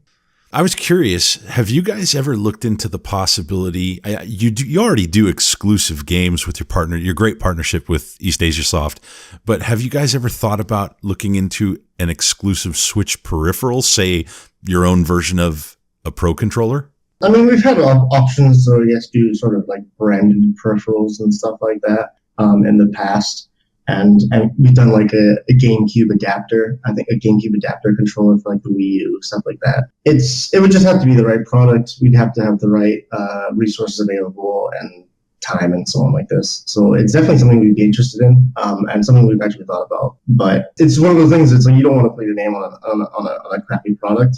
So you got to do some vetting and searching around and sort of your due diligence in the overall design process. And that just takes time and, limited time. So it takes a long time. Well, there are two people that that could help you beta test. That's all I'm saying. I'll keep that in mind. We're celebrating the big on the shelf anniversary with this episode. But not only is it our anniversary, it's also the 2-year anniversary for the Nintendo Switch. What has been the biggest surprise to you about the Switch so far? I would say how long the hype has lasted. Like, obviously, the hype just sort of died down now, especially compared to sort of first year. But it's strong, right? Like, I don't know. When you talk about a Switch game versus almost any other console, and I mean, not to say that like the Vita crowd are very incredibly vocal, and they make sure that you know that they're there and supporting. But the Switch crowd is just, they have numbers on their side, right? And it's they're loud, and they haven't been quiet since inception, right? So that would be, because you kind of expect the hype, right? Of course, you see it, you go like that makes sense. It's a cool console, it's exciting, and that lasts months, and then lasts a year, and then it's kind of on it's kind of on the decline, but I mean, it's still there, and I guess that's definitely surprising about the whole sort of reception of the Switch. What game are you looking forward to seeing on the Switch, or that you would wish to come to the Switch? Ooh, okay. That's a very interesting question. That's a good question, because I haven't really thought about that in terms of games that I can't talk about. Games that I'd love to come on the Switch. You know what? I'd love to see a lot more, and I like to see a lot more general like strategy stuff on the Switch. I know we have actually some pretty cool stuff. I don't know. I was just doing my general trawl through Steam, and I kind of at the core, like, I spend a lot of my gaming on the PC, because I just kind of get lost in like a lot of like strategy kind of and management games and stuff. And that obviously works really well with a mouse and keyboard. But I've been playing a lot of indie ones recently, just like, you know, just some cheaper games on Steam, and I think I'd like to spend a lot more time like doing that kind of stuff on my Switch. If you get some of the games, like the controls would be sort of acceptable. Yeah, the touchscreen really gives for a lot of flexibility, right? Yeah, for sure. So last year, Nintendo gave us some interesting surprises, and in the back of my head, I'm thinking things that we might not have expected, like Labo, or, you know, just games that we were like, oh, you're coming with that. So what surprises do you think Nintendo has in store for us this year? I don't know. I mean, they gave us a run for our money with the packaging, right? We wanted to start selling PlayStation packaging. That was a great idea. In terms of, I don't know, Nintendo is so hard to predict. They're going to come out with some crazy product, or they'll do nothing, and it'll still be fine. I don't know. They're not going to do. They'll probably do, if they do a Switch Mini, they'll probably do a bunch of like mini stuff. I don't know. Like they had some cool like mini cases, and they had some cool sort of mini accessories and stuff. And I bet if they do a Switch Mini, we'll see a huge abundance of that. That's just what my mind goes to in terms of like merchandising and stuff, and probably stuff that will sell. Like Bluetooth compatibility with the Wii U gamepad, and then give us Mario Maker. Oh, that would be great. Yeah, I mean, all kinds of like, just even more like compatibility with controllers is always like a total plus. I mean, you see like I love the 8-bit stuff. I don't know if that's actually how you say it, but like the 8-bit DO controllers and stuff with the Switch. Like those are really, really nice to use. You're talking to a big fan of those. I love the 8-bit DO stuff. I've got no less than 4 different 8-bit DO controllers in my house. I have the Fight Stick. Yeah, the Fight Stick is a favorite. I've got a few of them, and I know that our warehouse is constantly like cycling through new stock of them. They're incredibly popular as well. Yeah, in fact, there's an idea for you right there.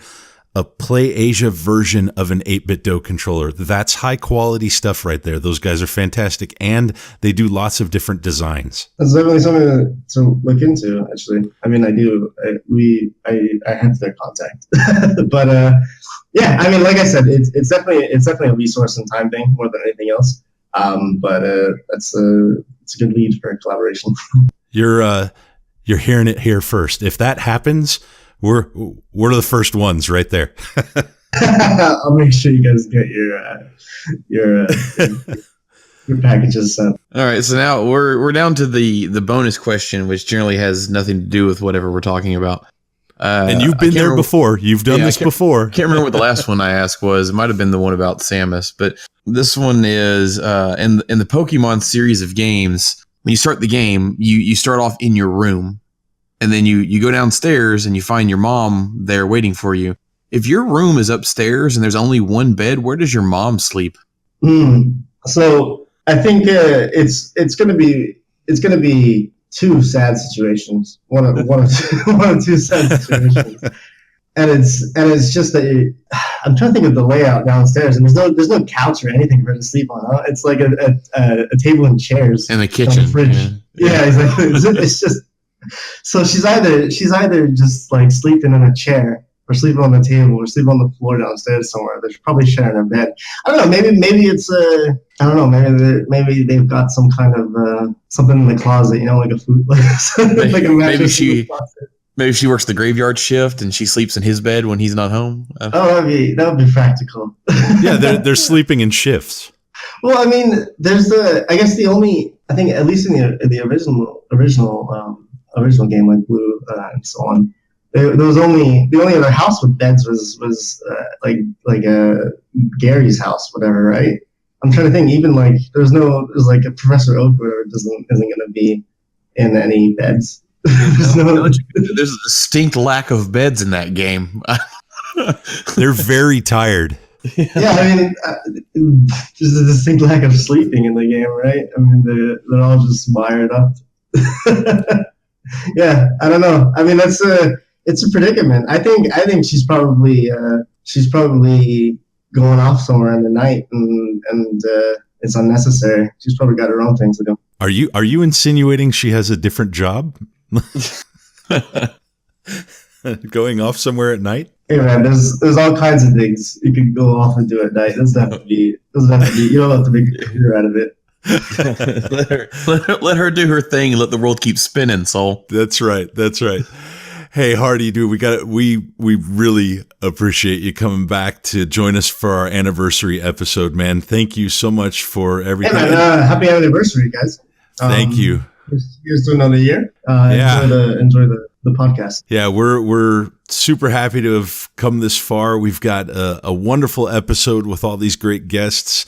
Coming up real soon, we're going to be talking to the Gentle Bros a little bit later in the episode, and so that's going to be wonderful. Have you ever had a chance to talk to Desmond over at the Gentle Bros? No, not personally, no. Yeah, they're going to be coming up here shortly, so it's going to be wonderful. But do you have anything else to share with the listeners before we wrap this up? Just go to playasia.com/exclusives.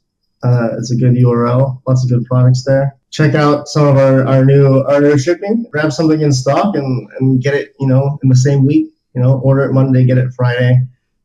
Test it out for yourself, and just see what you think. Give us your feedback. We're definitely interested in customer feedback, especially early on in the process. That's how we improve. That's how we iron out any kinks. We did some testing, of course, as we discussed, but it's good to have the volume of orders to really test the system, and we look forward to improving it and hopefully getting it maybe even further down in the future, and very importantly, adding some more countries to the faster shipping list. Most definitely. We don't want that to be just something exclusive for one or two countries. We want you guys to be as worldwide as you can. Yeah, it's great. I mean, the solution is, of course, just increase our order volume to the country we want to have faster shipping. So everybody, you hear that, order more, buy more. Of course, you're the solution. That's right. We are working on other countries, and just spend responsibly. Well, thanks again, and we'll talk to you again real soon. Yeah, thanks, guys. Always good to be on. It's always great hearing from the publishers and the retailers, and Hardy Pace from playasia.com is a wonderful guest. I enjoy talking to Hardy every time we get a chance to. I really enjoy when we get a chance to talk to Hardy. Hardy's on the other side of the planet, basically, and he's got a great perspective on things, and PlayAsia does some really cool stuff for everybody. And super exciting that they've been doing that new shipping kind of program. So I can't wait till I can take advantage of that and get some stuff from them, because even he admitted that was kind of like the biggest complaint people had of them. Most people love PlayAsia, they just hate how long the shipping is, and they're solving that. They're working on it. They're making constant improvements. So that's really cool. Definitely. And speaking of complaints, Troll and I won game of the month. Yeah, boy, where do I go to register my complaint about this? I already made my complaint known as soon as it won. I posted on the subreddit and distinguished the post and pinned the post, letting people know. I would like to file mine in triplicate. Yeah, but I suppose we should jump in and talk about it, though. Let's rip this Band-Aid off, shall we? Yeah. All right, to start off with a little disclaimer, if you are a fan of Troll and I, more power to you. Game tastes are very subjective. What I will say is that a game with game-breaking bugs and unreliable frame rates and bugged features and mechanics are not. If they exist, they are irrefutable evidence of a bad experience. They may not happen to everyone, but if enough people are reporting it, it cannot be ignored. That said, I am a firm believer that Troll and I deserves the majority of the hate it gets. I did not have a fun time playing it and ran into issues immediately out of the gate. I hate to see how the end product from Spiral Games and Maximum Games came out, especially when the early screen caps and snippets we saw when the game was under Square Enix's umbrella were super promising.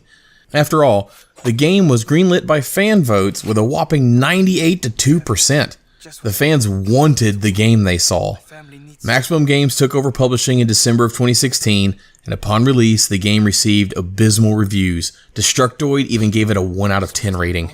My experience started with the choppy frame rate, an issue that a patch did not fix. What I ended up having to do was restart my Switch. Completely. I had to shut down my Switch completely and boot Troll and I before I opened any other game or app. And then and only then did I get anything remotely playable. From there, I experienced awkward voice acting, cheesy graphics, and forced features. The tutorial has you gathering materials, crafting spears, tracking hogs, and before Soul says anything, yes, looking at piles of literal shit, and then killing them for resources. I felt no connection to Otto. It could be the clunky playstyle or his weird voice acting, but I was discouraged from the get-go. Their attempt at moving the story along by destroying his village leads to what amounts to a quick-time event, as you flee burning trees and slide down a cliffside.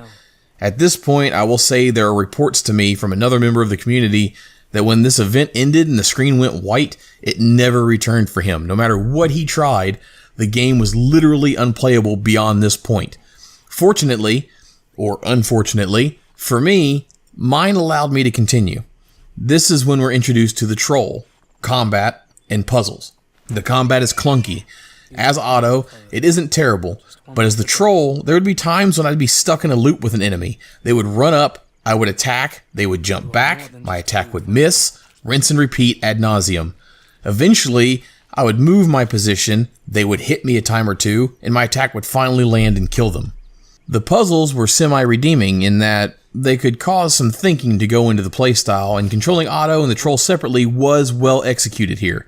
At one point, Otto has to climb what is essentially scaffolding to cut away a restriction on a crashed airplane in order to clear a path, and the troll can pick up a wing from said aircraft and hold it above their head to make a platform for Otto to cross.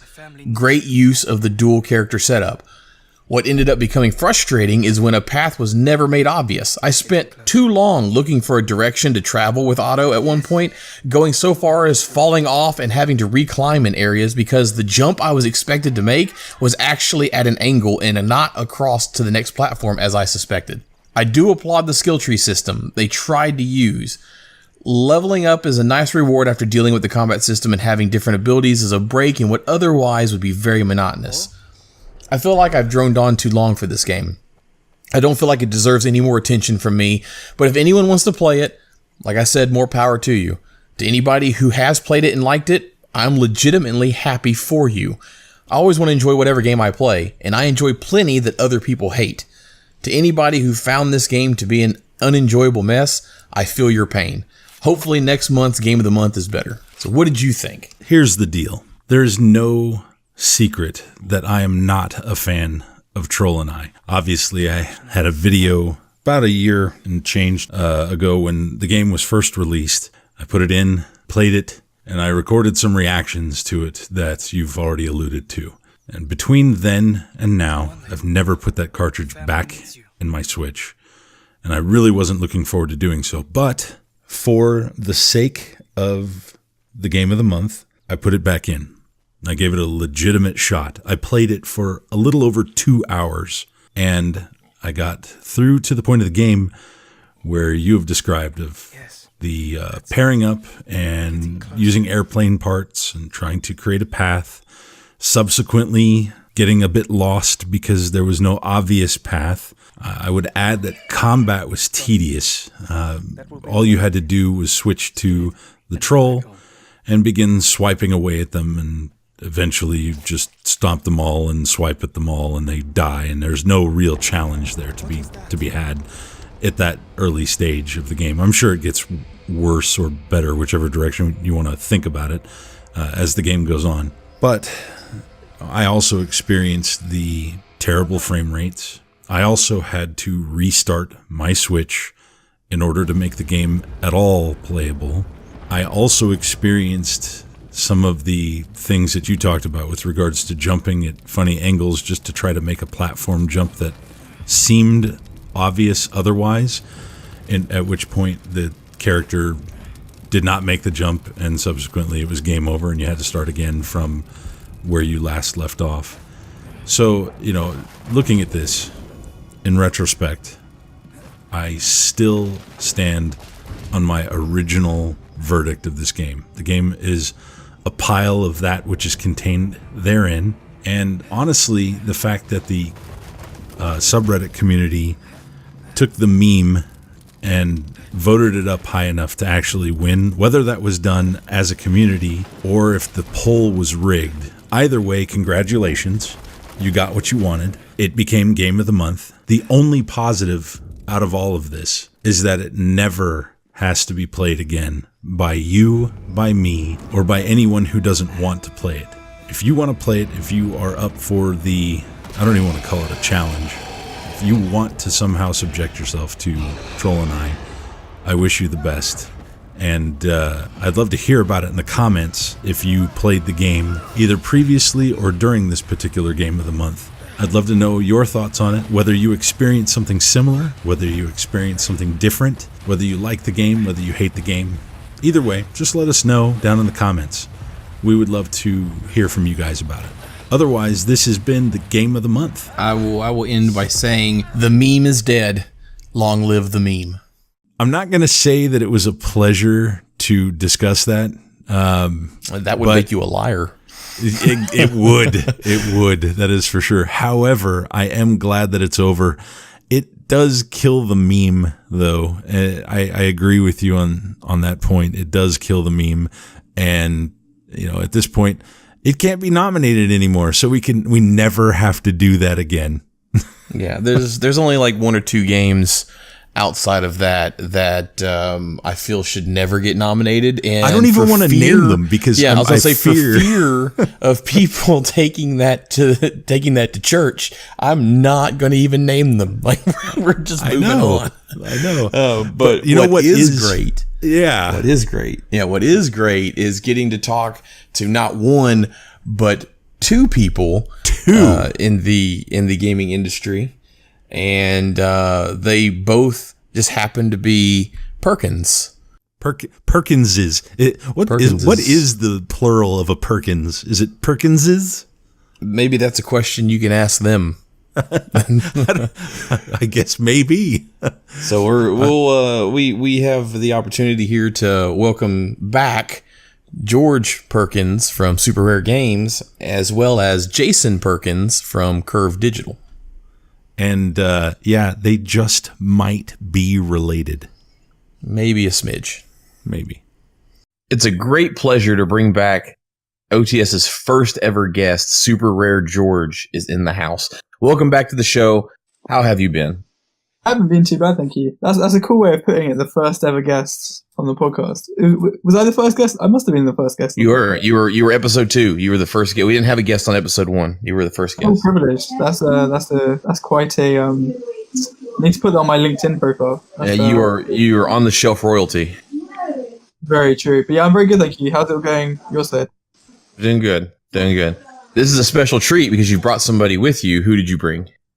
I've bought the I guess the elder Perkins in the video games industry. I'm going to say as well the second most famous in the video games industry. I brought along Jason Perkins from Curve Digital.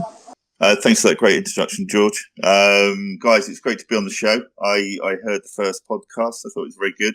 Proud of George and what he's doing with Super Rare Games. And good to hear him share it with you guys. And what fantastic voices you've got, particularly you, Sol. Well, thank you. I can only take this so much. Sorry. Well, Jason, Jason, welcome to the show. I got to say, it's great to have you here.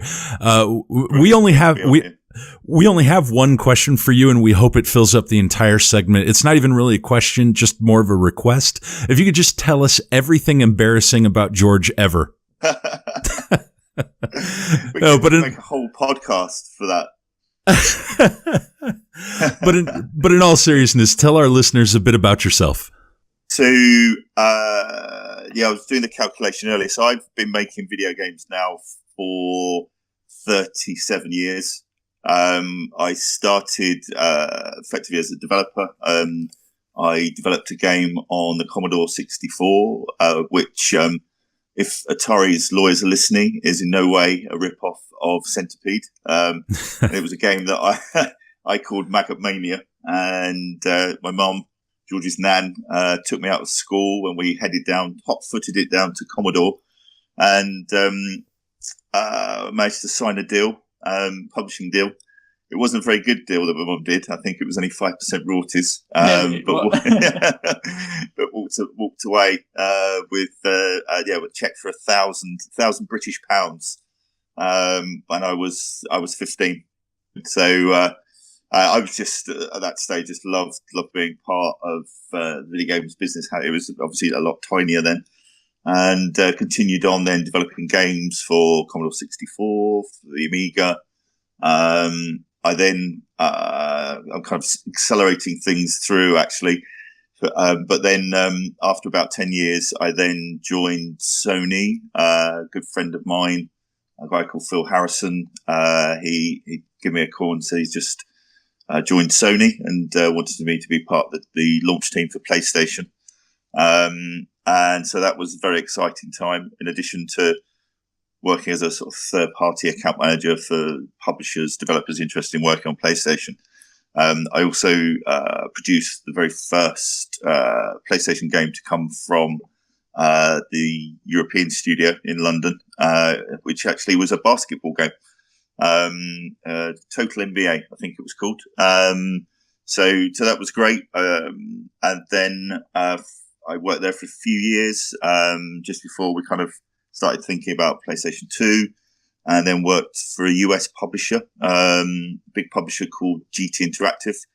For Europe at least, they've got the rights to Doom and Quake. So it was great to be part of launching those two massive games into Europe. I was doing a lot of that job. I was doing a lot of product acquisitions. I think that's where George gets it from.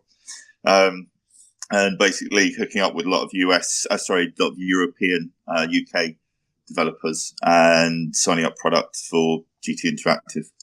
And then I think it was probably around about 6 years that I've been kind of out of mainstream development and decided that I wanted to get back into development and set up a developer effectively that was Curve Studios, which was the developer. We did a lot of stuff for Sony. We worked on, I don't think it made it over to the US, but it was a quiz series of games called Buzz. And I think the first few games came out on, I think it was PlayStation 3, might have been PlayStation 2, but it was a series of quiz games. And we worked on we did all the PlayStation, PSP, PlayStation Portable games for them. And then also, we managed to sign an original game with Nintendo as well for the Wii, a game called Fluidity, which is a physics-based water game where you can sort of move water around environments to solve puzzles. But also you can change the state of the water across the 3 states. So you've got sort of solid, so you can become a big ice cube, smash through walls. You can go into a gas, so you can sort of fly to sort of high parts of the level. But a lot of the action sort of takes place as water, as you need to preserve your body of water. So that was a brilliant experience working with Nintendo. They're definitely the best developer.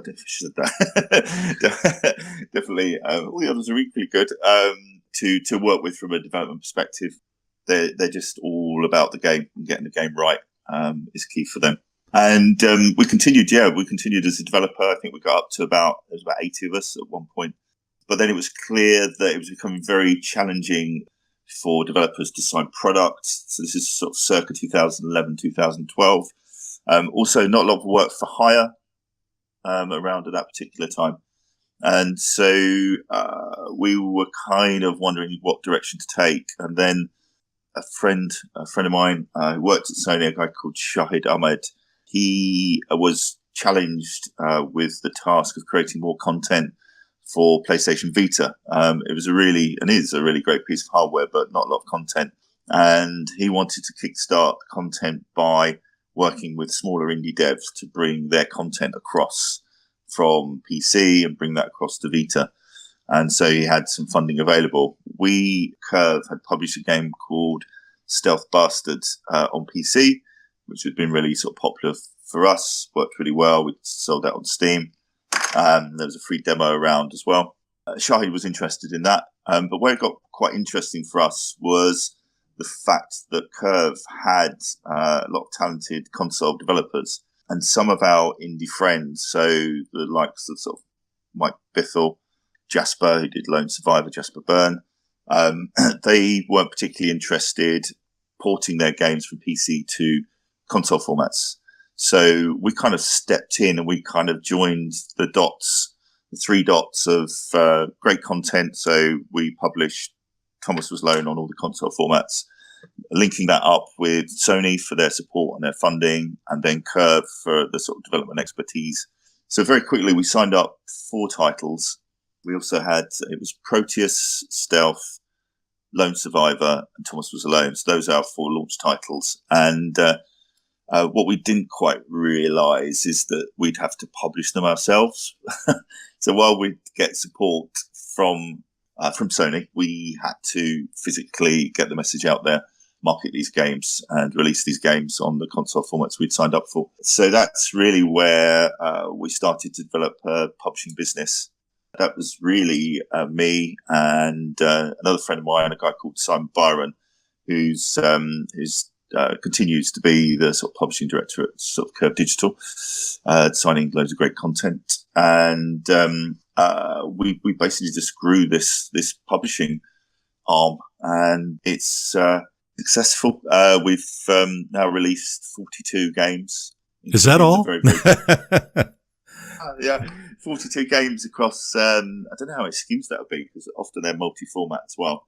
But the only thing, well, it's not a regret, I guess, but we've effectively Curve Digital now is just a publisher. So the developers that we worked with before, they now work at different studios. A bulk of them work at a porting house called Warp Digital. So we still work a lot with those guys. But now we're working probably with about 12 different developers now for releases through from this year into next year, which is really exciting. We've Human Fall Flat, as I say, continues to do really, really well.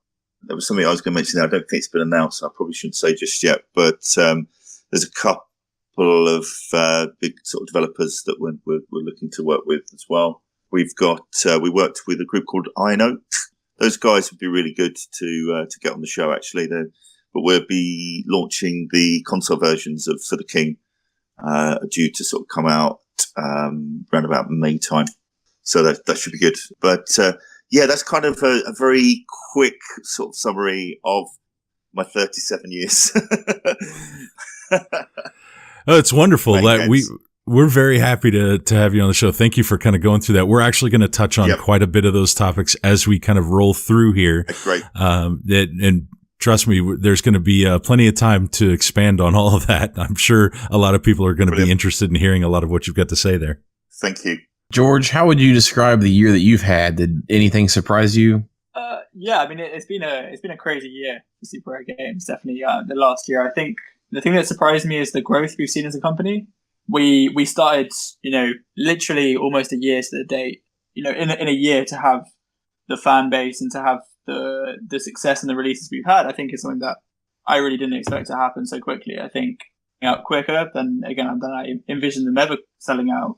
The amount of unique customers we're getting to the website, again, is something that I really didn't imagine. So I think, again, since I spoke to you last, it's been a real roller coaster. I think as well, to be able to release such diverse content from so many different talented studios all across the world, I think, it isn't something that I envisioned being the case. So it has been a really, really crazy year here, having now announced 14 games, with 12 of them having been sold out, close to selling out. So again, from a business perspective, our company's grown so much. I can't even begin to kind of try and explain that kind of feeling of seeing the business kind of grow that way. But it's an incredibly loyal group of fans we've got, and it's definitely changed a lot since we last spoke. Yeah, 12 games in 12 months is an accomplishment. We were excited when you managed to get all 12 out the door. Definitely, it was interesting. I was having a discussion with someone the other day, and I can't even remember who it was. But the idea was, I was saying to them, we only release one game a month, and that's something that's very important to Super Rare Games, which is keeping consumers, making sure that consumers can keep up with our releases. And when I said that we publish one game a month, they were like, "That's a lot of games to publish," which is true. There is so much that goes into each release. So releasing 12 games in the space of 12 months as a company that started 12 months ago is definitely very impressive. And then to have each game performing well as well is really, really good. So I'm beyond happy about kind of how it's gone and stuff. We won't discuss much of it, but the secondary market is going crazy with your games. Yeah, it's definitely an interesting one. I think.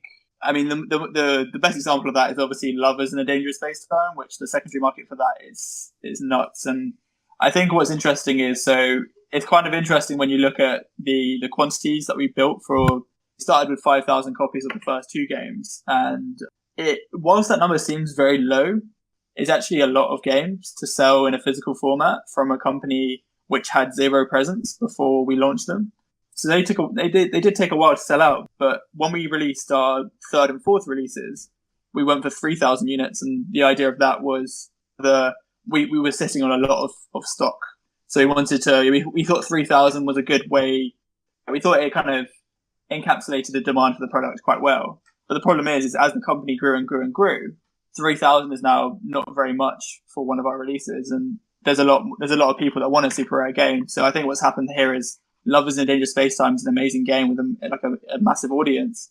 Yeah, people are now finding out about us now, and they're like, "Oh no, I want Lovers in a Dangerous Space-Time," and the problem is it's now sold out. And it's interesting because obviously there's kind of the whole world, the whole idea of a scalper, which is someone that's obviously buying up loads of games to then sell them. But I think with our games, especially the older ones, it's not really a case of scalpers. It's definitely a case of everyone that was buying the games was buying it to play and store it. But I think people have now realised that actually they've got something on their shelf which is worth hundreds of pounds. No longer worrying about getting a pension. I'm just going to get a couple of copies of Lovers from George. I'll sell those in 10 years' time. Yeah, Lovers in Dangerous Space-Time and Shelter Generations have both skyrocketed in value, but Lovers is definitely, I've seen it go anywhere between $200 and $400 US dollars. It's crazy to think that so quickly your a release from you has gone up that value. You expect it in the long term, but Lovers, those games aren't even 8 months old, 9 months old now. It is insane. I'll be interested to see what it's like in a couple of years' time. It is crazy. So I'm sure if anything goes wrong, as always, as Jay says, there's the pension funds will be Super Rare Games. Well, speaking of Jason, you must be rather proud of what George has been able to accomplish this year. Has he always had this kind of drive, and does he remind you of maybe a younger you in a certain way? I am, incredibly proud of what he's managed to achieve in such a short time. And he's always had super enthusiasm for something. So he really kind of jumps in with both feet. I can recall when he first started collecting Yu-Gi-Oh cards, instantly he wanted to buy every card in the world and build up his collection and go to clubs and play lots of Yu-Gi-Oh! And he jumps into everything with 110%. So, and then just really willing just to try stuff, give it a go. Why not? That sort of attitude, which is a great attitude, I think, to have. He's managed to set this business up, and his friends, most of his friends have gone off to university, and they'll be returning with debt, unfortunately, through all their college fees, etc., and university fees. And George has actually set up a business, learnt the trade, knows a lot of people now. He's off to a good start. So very proud. As long as he doesn't overshadow me, then that's fine. Did you describe me as the second most famous Perkins in the video games industry? So it's already started to happen.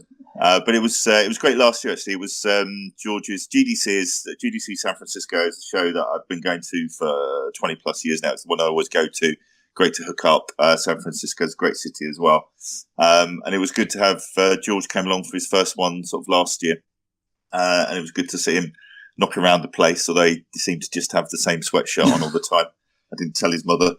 And it was good to introduce him to my boss, Dominic Wheatley, who's been around. If he was on the podcast now, he'd be telling you how he invented Tomb Raider and Championship Manager. And also mentioned earlier, actually, a really good family friend, Phil Harrison. And just to sort of hook up with them, we actually we got chatting to Phil, and he just told us he's now at Google and was just telling us a little bit about what those guys are up to, which all sounds very exciting, but a million miles away from what George is doing, and to a certain extent what I'm doing as well.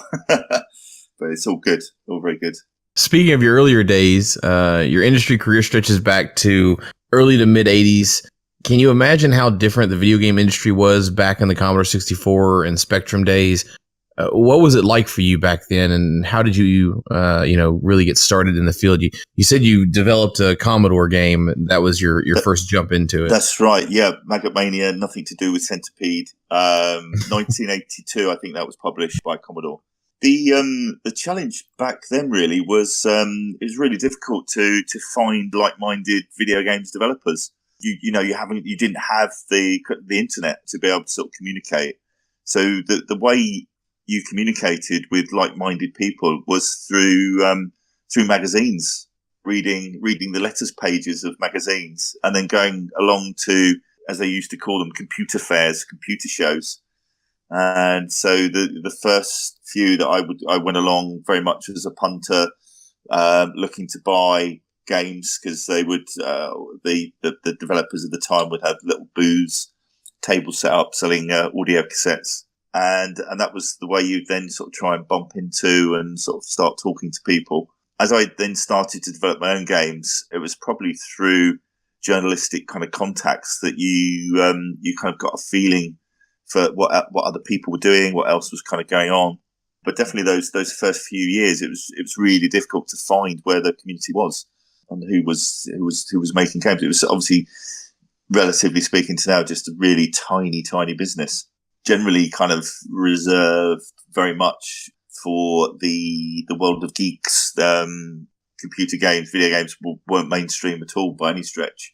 I guess probably things like Atari VCS coming in got it a little bit into the home, but it was still quite an expensive pastime at that particular point. So it was difficult. It was very Wild West as well.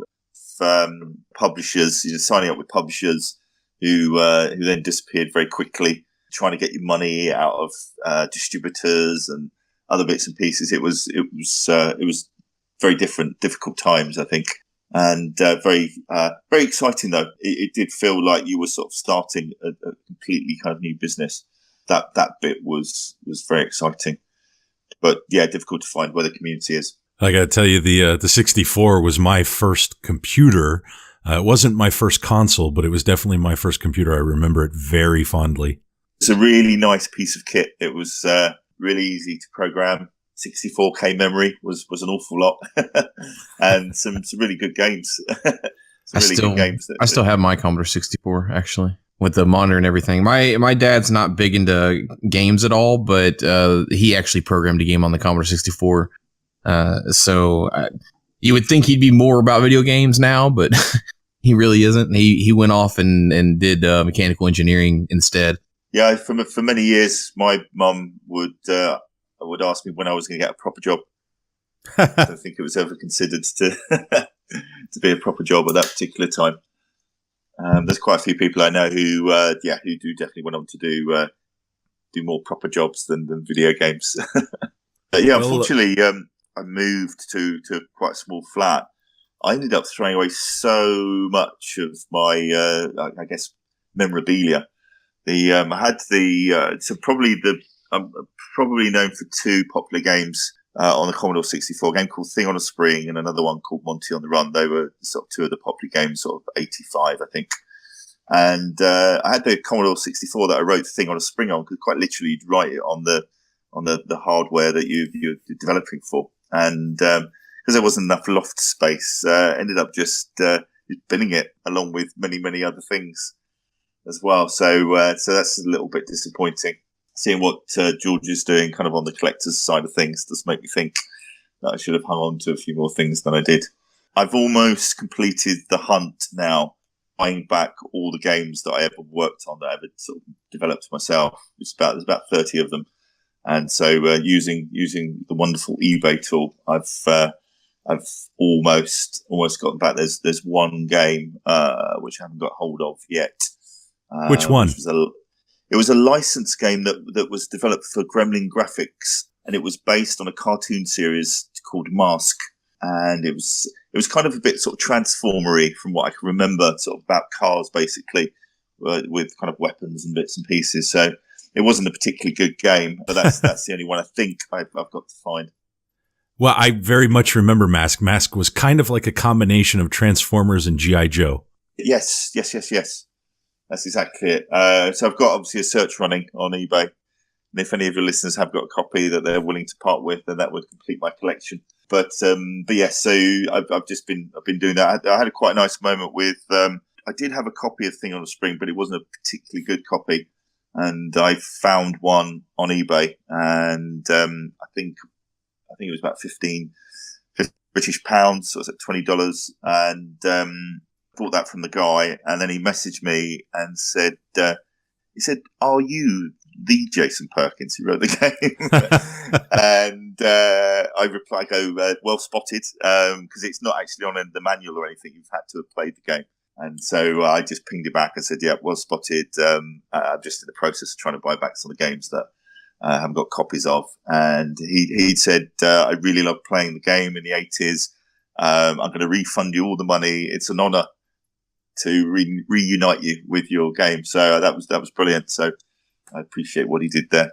And then I gave him a Curve Digital Friends and Family code, which enabled him to download all our Steam games for free. Well, that's just a wonderful thing. What a great story, though, to have that ability to reconnect with that type of thing in that way, because it's been a few years since you made that. Yes, yeah. many years. Yep.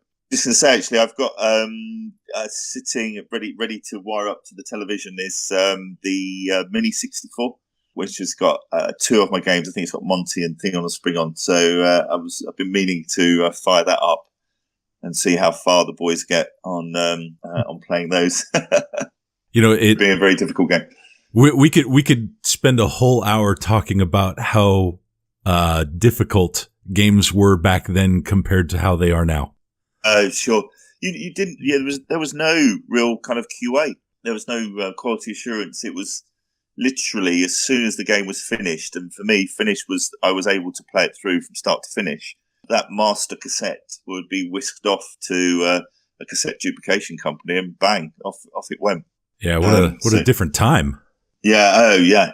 There was. I think it was only when the last game I developed was for the Amiga, a game called Rough and Tumble. And that was the first time that I'd ever had any QA and was getting sort of bug reports kind of coming through. And that was it. So what was that? It's 94-ish. So yeah, it took a while before we got proper QA in place. You said Okay, 94, and that's 94 was kind of a key year for you, right? So that was, absolutely. That was when I left GT and joined Sony to sort of be part of the sort of launch team. And it kind of triggered, I guess, me hanging up my keyboard and stopping actually developing games myself. People around that time who decided to do kind of a similar and move more into sort of production roles rather than sort of frontline development. Then it was kind of there was a move from machine code, as we called it, from sort of assembly language programming. As devices were getting far more powerful, it became more sustainable to develop in C++, C. And so, you didn't necessarily need the skill sets of the likes of me who were writing low-level sort of machine code. What else can you tell us about those days with Sony? Because that must have been kind of an amazing experience, right? To be there during that launch. Well, I think I was employee sort of 12, 13 for Sony in Europe. And we obviously got to see early sort of prototype hardware, which actually the device looked like an exploded photocopier. It was about the size of a big desk sort of photocopier or a sort of large laser printer. But they hadn't sort of looked to sort of finesse the development kit. So there was wires and boards coming out of everywhere. So it didn't look particularly great. But once we saw some of the development work which was coming through from sort of Japan, so primarily Ridge Racer, Toshinden, which was then overshadowed by Tekken. But these were like proper 3D games. It really matched that sort of tagline of having the arcade in your home. It was just amazing. I think it's the biggest leap technology-wise, really, that we've sort of ever seen. And just seeing how people were able to use 3D to sort of create games, whereas previously it was just obviously there had been some 3D games, but the hardware just wasn't really up to it. The challenges we had was most of the developers, at least in the UK, used to working in development environments where the cost of getting hold of the kit would be £400 or £500, and the price for a single Sony PlayStation 1 development kit was £10,000. So immediately, unfortunately, that kind of excluded some teams kind of getting onto the hardware because the cost of getting onto the hardware was just so expensive, which was a bit of a shame, really, which is why initially you just obviously didn't see any indie titles as such. It was all coming from sort of the big studios, and that was a challenge. But as things started to move forward and the exploded photocopier then reduced down to sort of final size hardware, and we got to see the first piece of kit up and running, that was mind blowing. That was amazing. I remember I had, before it had even been released, I had one that I used to take round to show developers and publishers, and also to show a few friends as well. And I think everyone was amazed. We'd sort of return back one evening from the pub, and particularly Ridge Racer, that was the really kind of popular one that we used to play. And it was amazing. Really, really good. I don't really have this on my list of questions, but I kind of, as we're talking about it, made me think of this. Do you have any thoughts or comments on the situation between Nintendo and Sony during that early development of the PlayStation?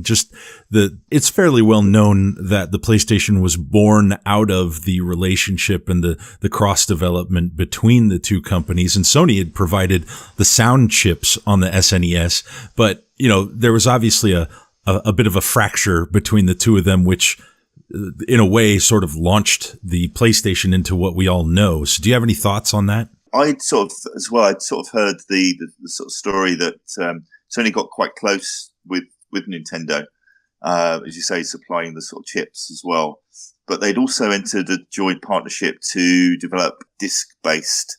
I'm not sure if it was going to be a plug-in for the SNES or whether it was going to be a new piece of hardware. So the rumors was that there was apparently agreement in place that Nintendo couldn't release a disc-based machine without Sony. And obviously something happened there. I don't know the ins and outs of it.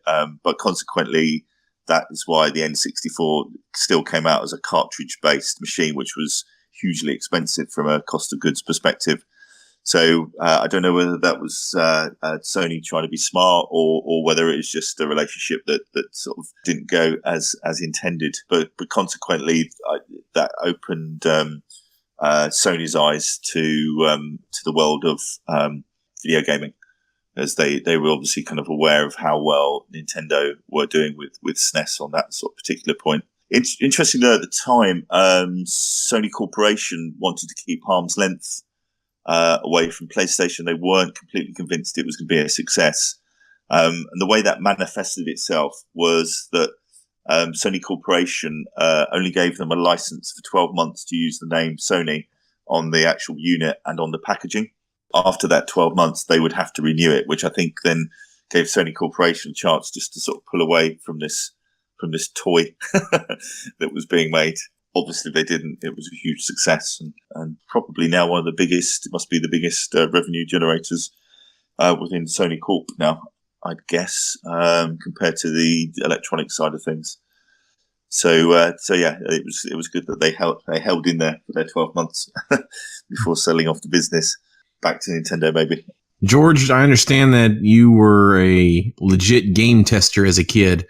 And there are child labor laws, you know. What's it like growing up immersed in that kind of world? Because, yeah, you know, every kind of a lot of the time in summer and in kind of school holidays, I would go into where Dad was working and stuff, and I would kind of see that culture, and it's really interesting kind of growing up in that kind of environment. There are still people in the video games industry that remember me not as George Perkins, but as Peter Pan, the Disney character, because I used to go into the office and fly around pretending to be Peter Pan when I was, 5 or something. It's really cool being immersed in that culture. And I think, I definitely, when I was a bit older, I kind of, have a very informal kind of testing role there and just play games and stuff. And I think in hindsight, it was definitely not a job. It was definitely just playing games. But I think as I got older and older and older, it kind of became, I might, try and break the game a little bit and do more of a tester role. But yeah, I guess being immersed in that culture from a very young age was definitely really, really amazing, and getting to kind of, I think it's difficult because obviously growing up, it just kind of, it was my dad's job, but kind of now seeing it, the impact it's had on people and stuff. And it's, it's definitely interesting now to be older and kind of looking back at that time very fondly. Yeah, it definitely was a very invaluable experience. As George mentioned, we were working, I think it was for PlayStation 2. We'd signed a deal with Disney, and we were developing a Peter Pan game based on the time yet to be released sequel, Peter Pan Return to Neverland, which coincided in George's passion of the material of Peter Pan. I think, like all kids do, is when they get a favourite film, they just watch it and become it and absorb it. So it was very commonplace to see the green little boy flying around the office. But consequently, as part of the sort of process, it's great to get a fresh pair of eyes on any game. So we'd hand George the joypad and see how he got on, and so it would sort of at certain points kind of illuminate maybe where things were a bit too tricky, or maybe it hadn't been sort of signposted strongly enough on that side of things. Free market research. Did you got credit in Peter Pan? I think I've got a couple credits. In a couple games, so that still can go on my on my CV. So we're all good. I think the first, so often when I was probably GameCube era, so Mario Kart, and I'd have to get up early in the morning, and I'd sit George sort of next to me for about 18 months or so, I guess, if I've got my maths right, but maybe 2 years. And I would give him a decoy controller that wasn't plugged in, so I could continue on playing Mario Kart, and he thought he was playing Mario Kart. But there was an early point where he did plug in the controller, or I plugged in the controller, and he managed to get round the circuit, which was a proud moment for a video games dad. But I don't think it was until Ratchet and Clank, was where George's video games prowess started to sort of come through, and it was the real time when we were sort of sharing, passing the controller. Can you get past this bit? I can't do it, and sort of swapping it backwards and forwards. But it was one of the very first games as well, which we used to play online, Ethernet adapter for PlayStation 2, and so George was playing online, must have been about 7. I think there was a lot of other parents that sort of frowned upon that. I think particularly when I sort of was telling them of how well he was doing. That was like 4th best in the world at some point. Yeah. So you'd have different. So I think there was one where it was like number 1 at killing people with a wrench. He still holds that title, just in a different way, right? So I think it was a good grounding. I'd say there might be a few people who might frown upon online play at such a young age, but yeah, it was all good. I'm curious, how did the decision come to pass that Human Fall Flat would be the first release for Super Rare Games? And since this was a title digitally published by Curve, I wanted to know if there was intense negotiations going on between you two. Was it arm wrestling? It's an interesting one because obviously Super Rare's first 2 games were both Curve games, and going forwards again, there will definitely be more Super Rare games that are Curve releases. I think me and Jace are always mindful about the relationship we have when it comes to business. Working in the same industry as your son can always be a challenging aspect, and I always make sure I call him Jace when I talk about business, and Dad when it's not. But interestingly, that negotiation process was definitely handled not from either side, for either party, because we were very mindful of, we didn't want to kind of let anyone get involved in the process, because each company is an individual, and Curve is a very, very big company with lots of people involved, and similar with Super Rare. So that negotiation process was handled by the publishing director, Simon Byron at Curve, and then also from a Super Rare perspective, it was handled by 2 people, a guy called Stu and a guy called James Dillon. So that was kind of handled by that. So I think we always try and manage the whole Perkins thing very professionally. So whilst it's we'll have discussions about it, of course, but generally we like to keep it professional, make sure that there's no Perkins influence, because I think Curve's now owned by a big company called Catalyst. And there can't be seen to be favoritism, because again, Curve have other physical publishers they work with as well. They've also done a lot of work with Limited Run, and they've done a lot of work with, or they did release Velocity 2X with Strictly Limited as well. So I think it's always, it'd be seen as wrong as if it was a case of, let's give it to George again, which I think isn't the mindset that we want it to be held with the whole Curve Super Rare relationship. Obviously, it's a very strong relationship, but again, it has to, business has to come first. As Curve, we've done an awful lot of work actually sort of during the early years of Limited Run, working with Doug and Josh on that, which was great. Really kind of suited both parties there. It gave Limited Run quite a lot of indie content, strong indie content, and it gave us some additional revenue. So that bit worked okay. But we kind of we saw the success of Limited Run and saw the working with many partners, and so we kind of realised there that we needed to sort of look to work with other partners as well. And at that time, we didn't know that Limited Run were actually going to get involved with Switch titles. We'd always worked with them on PS4 and Vita. So it was a bit of a no-brainer. But as George said, I let Simon sort of deal with that, which is quite interesting in terms of when I'll get an email from Simon and he'll say, I've had an email from your son in capitals about a new project or something. So it works. It's kind of arm's length. And we talk about the Chinese walls that we kind of have at home on sort of stuff that we're working on, which we need to have anyway. So for me, it's always just about trying to get hold of another copy of Lovers. That's all I'm after. Jason's hidden eBay accounts, which are actually the ones that are selling Lovers names based on. The secondary value is only caused by Jason. You're driving up the whole market, huh? Yeah, exactly. Buying them so that people think they can. The Stealth series is particularly neat. Stealth Inc. 2 was even released on the Wii U. Is there any chance that we're going to see a compilation released on the Switch? That's a really good question. The short answer is probably unfortunately not. So, as I was sort of saying earlier, when originally Curve Digital, the publishing side, came out of a developer, Curve Studios, and that really was a company that was formed by me, our tech director, a guy called Richie, and Jonathan Biddle, or Bids, as he's known, who's the sort of designer that we work with at Curve, and consequently, really the father of the Stealth series of games. So it was really Bids was behind the Stealth series. So the original one on PC with the Naughty Word.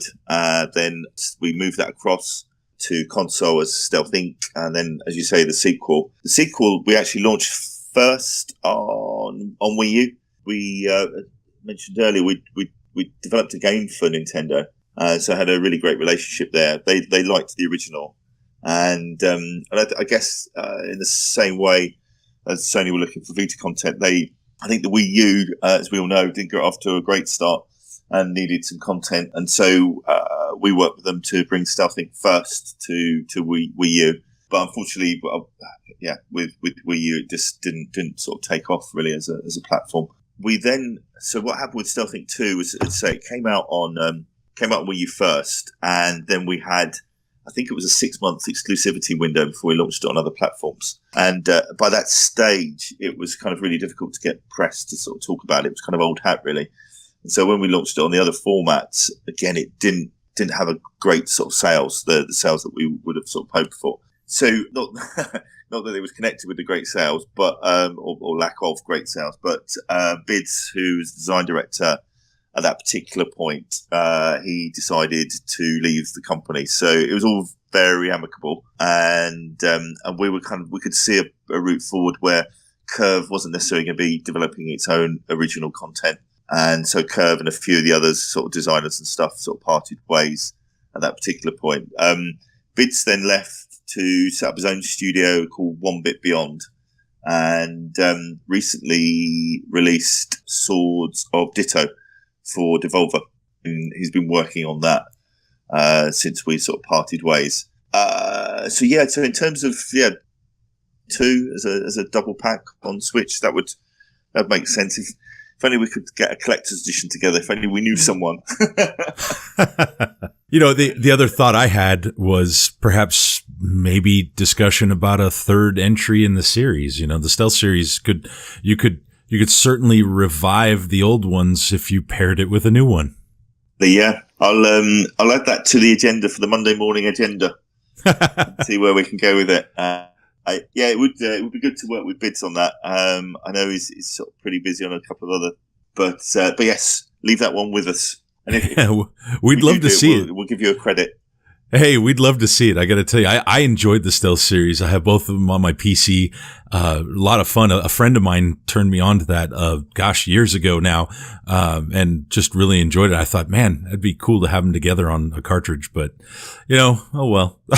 Yeah, we'll see. Yeah, it'd be great. I got to tell you, it'd be great. So that's my plea.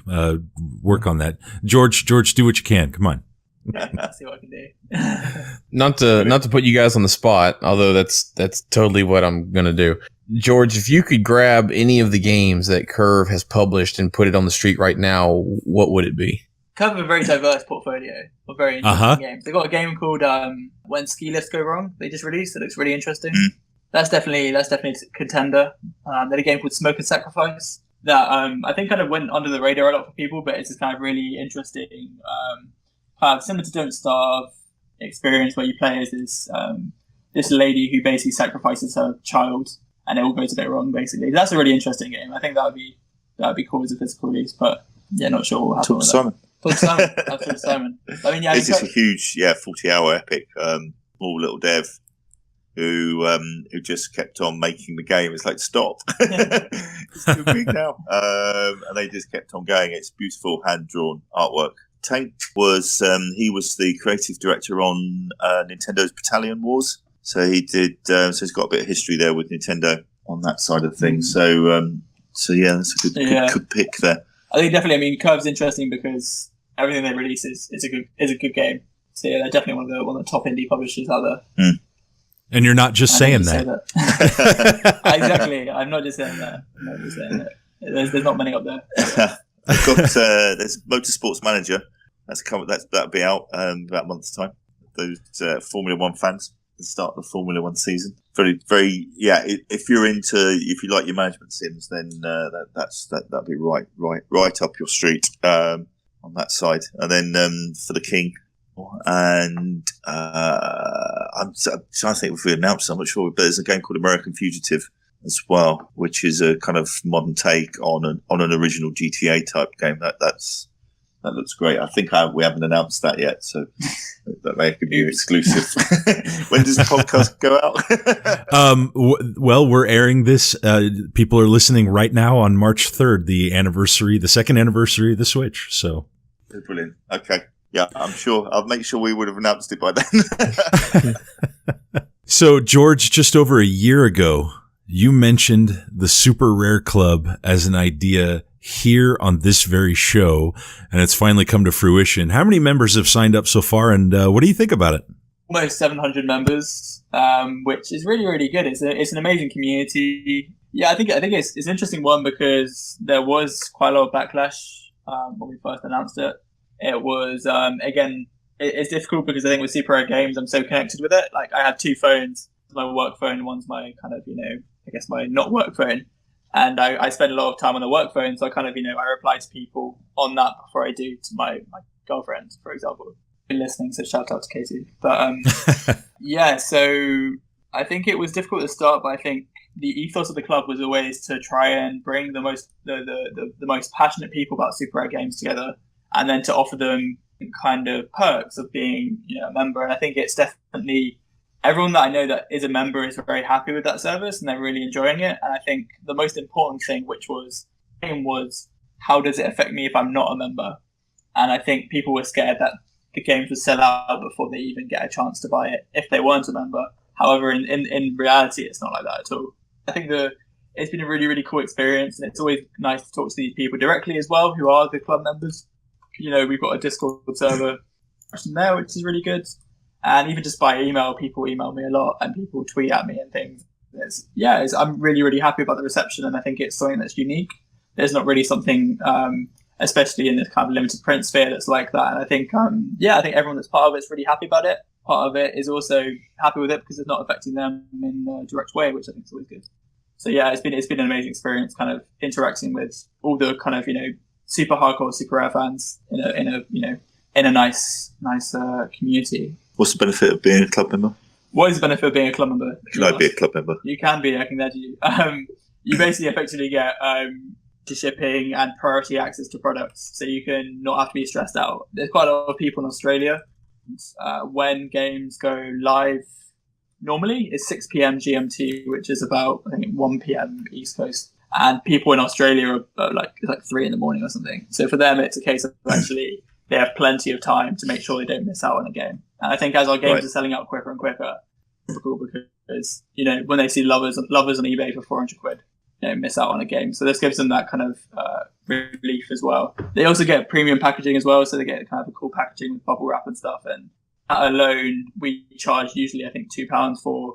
And if you were to get, 12 shipments, you effectively in the club. So you kind of make your money back by buying every game anyway.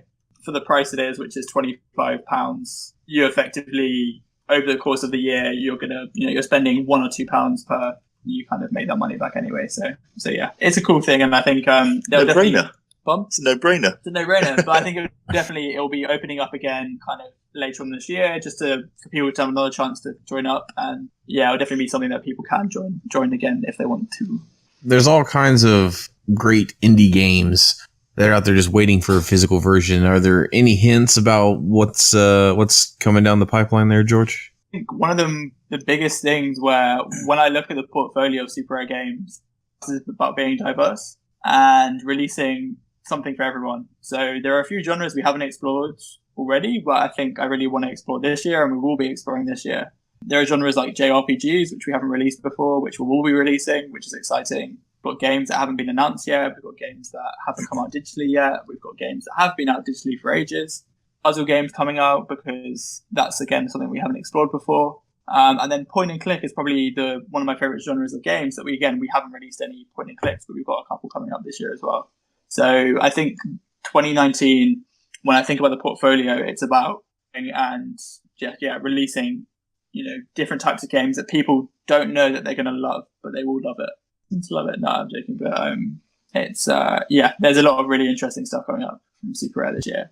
Can't go into specifics, but definitely from two genres, definitely JRPG and point and clicks that we'll be exploring.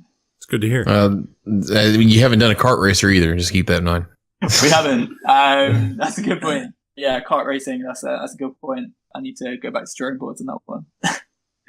there might be a racing game coming, but we'll have to see how that goes. You guys have any games that you like to play together? If so, what is it and who's better? Always me, best. Always you. What games do we play? We play quite a lot of... We're playing Tricky Towers, what we? Tricky Towers we're playing a lot of. That was good fun. Switch.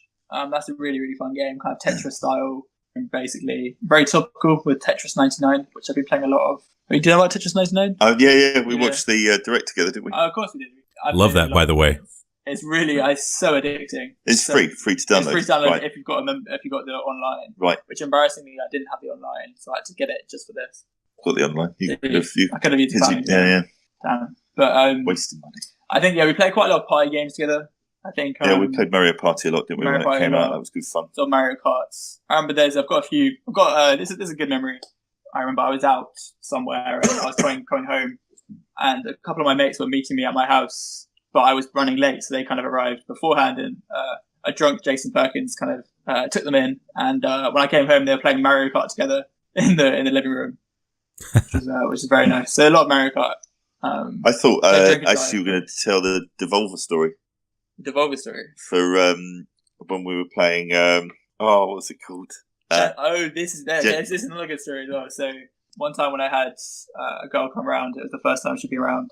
The initiation was there's a game called Genital Jousting, which is a Devolver game, and you effectively know that game.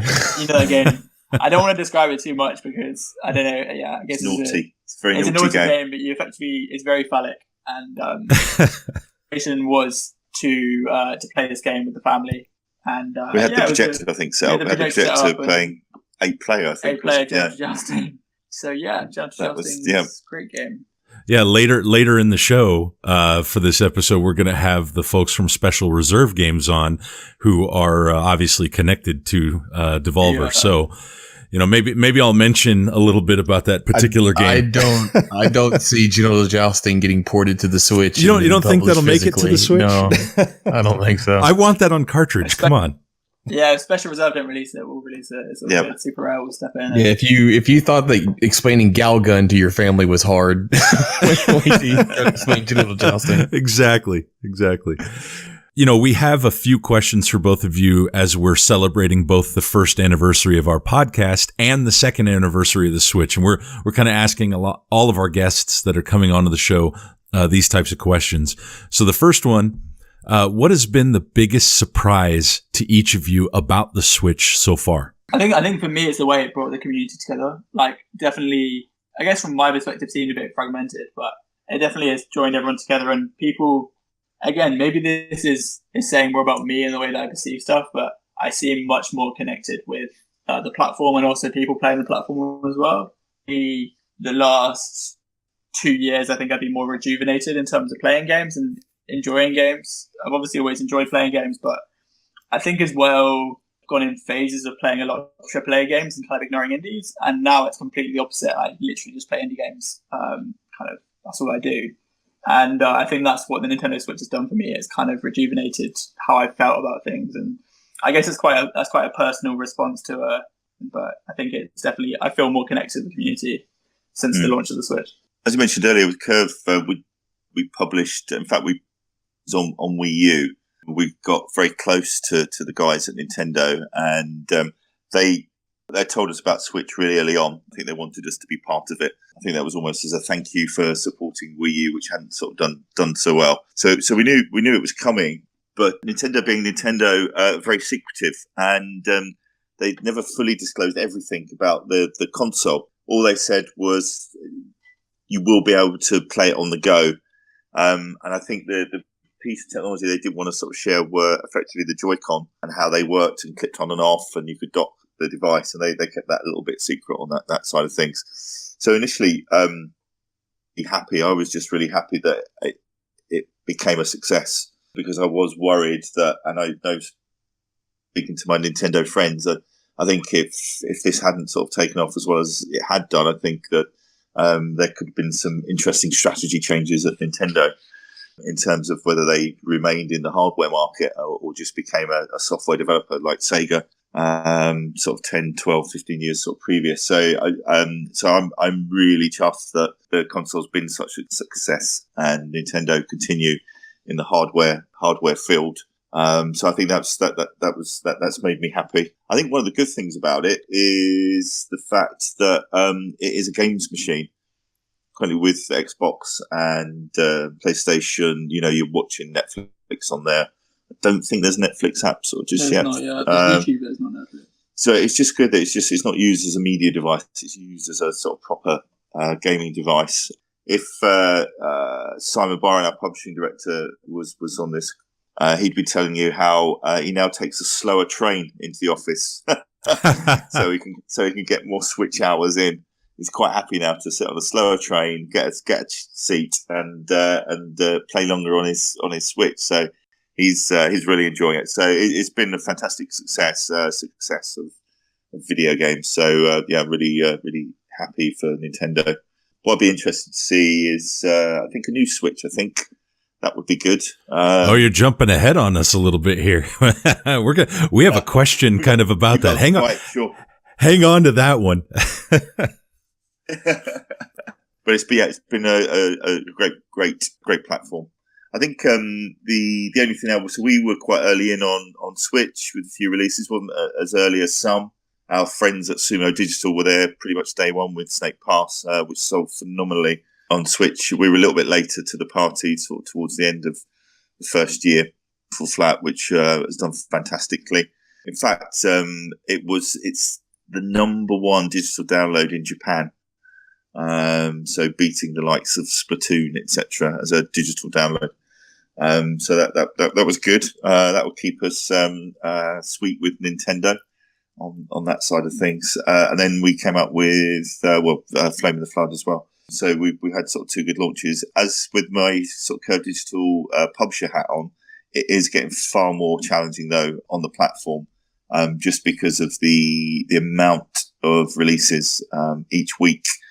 With those two releases I just talked about, we were probably one of 5 or 6 releases maybe that week. And now we're seeing 40, 50. I think one week there was 60 releases on the e-store, which just makes it really difficult for anyone to sort of cut through all the noise on that side of things. So it's making it a little bit more difficult.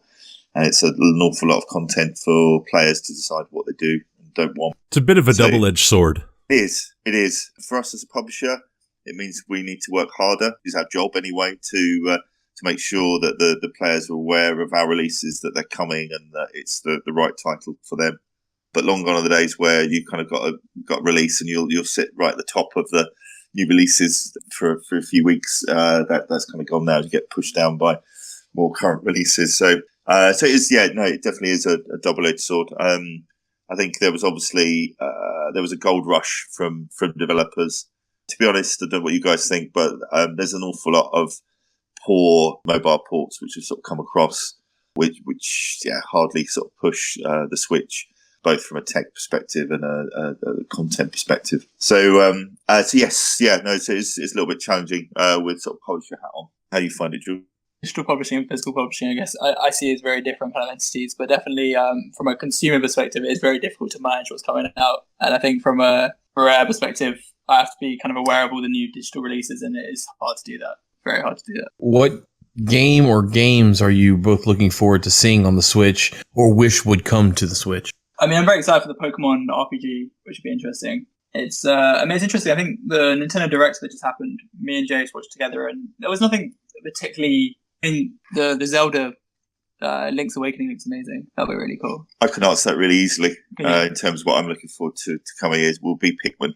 Oh yeah, Pikmin is a game that I've always loved from the very first first game on the GameCube. I thought it was brilliant, and so they haven't announced it yet. And every time I actually meet with Nintendo in a very formal business meeting, it was always my final question: when's Pikmin coming to Switch then? And like very honourable Japanese men, they never tell me. But I would assume that's coming. Yeah, it must be coming. So I reckon maybe next Nintendo Direct, perhaps either a GDC or an E3 announcement. But that's the one that I'm definitely looking forward to. I wouldn't be surprised if we saw a re-release of Pikmin 3 on there first. It's a good call, actually. That's a very, very good call. Yeah, that was definitely it was a huge game as well. And that would make an awful lot of sense to get that out first. Yeah, I don't think. I mean, we've talked about this on the show a number of times. The idea of why there's so many re-releases on the Switch from the Wii U, just simply because if you look at how few players got a chance to actually play some of these wonderful games, it's amazing that they're actually re-released. I know there's some people, some collectors especially, that were big collectors of the Wii U that are a little bit upset with Nintendo that they're doing that, and I'm just looking at it from the fact that there's just a lot of good games that didn't get the audience they deserved because of how Nintendo handled the hardware and the marketing behind that system. And it wasn't the game's fault. And it was just an unfortunate circumstance. Absolutely. I think it was Wii U. I think it only sold about 12 million units. I think it's the number I've got jammed in my head. But it's not a big audience at all. And Nintendo did go some way to create some great content for the Wii U. I still played the new Mario that came out on Switch, didn't it? I played Odyssey. No, I played Odyssey, but there's the re-release, new Super Mario Brothers. Yeah. I haven't played that yet. That was hard though. I prefer an easier game nowadays. Well, let me get to the last question, because you already sort of broke into this a little bit, and you could kind of think a little bit more on this. Last year, Nintendo gave us some interesting surprises, and every time I come up with this, I always mention Labo, because Labo was very unique and different, and so that was very surprising to a lot of people. What kind of surprises do each of you think Nintendo has in store for us this year? I think so. I always ask this question as well, but I never get a straight answer. But it feels to me that a new Switch, not too different, just a bigger screen. So if you imagine sort of removing the bezel around for there, maybe a slightly more powerful sort of CPU, GPU in there, but keeping generally the same form factor. And obviously you need to use the same Joy-Con. Don't want to have to go and rebuy those again. A bigger, brighter sort of screen, longer battery life. Bang, I'm in. Yeah, battery life for me would be important. Yeah, I would see it as being a slightly smaller, more handheld version. Oh, really? But the issue would be, as you said, the Joy-Cons wouldn't work.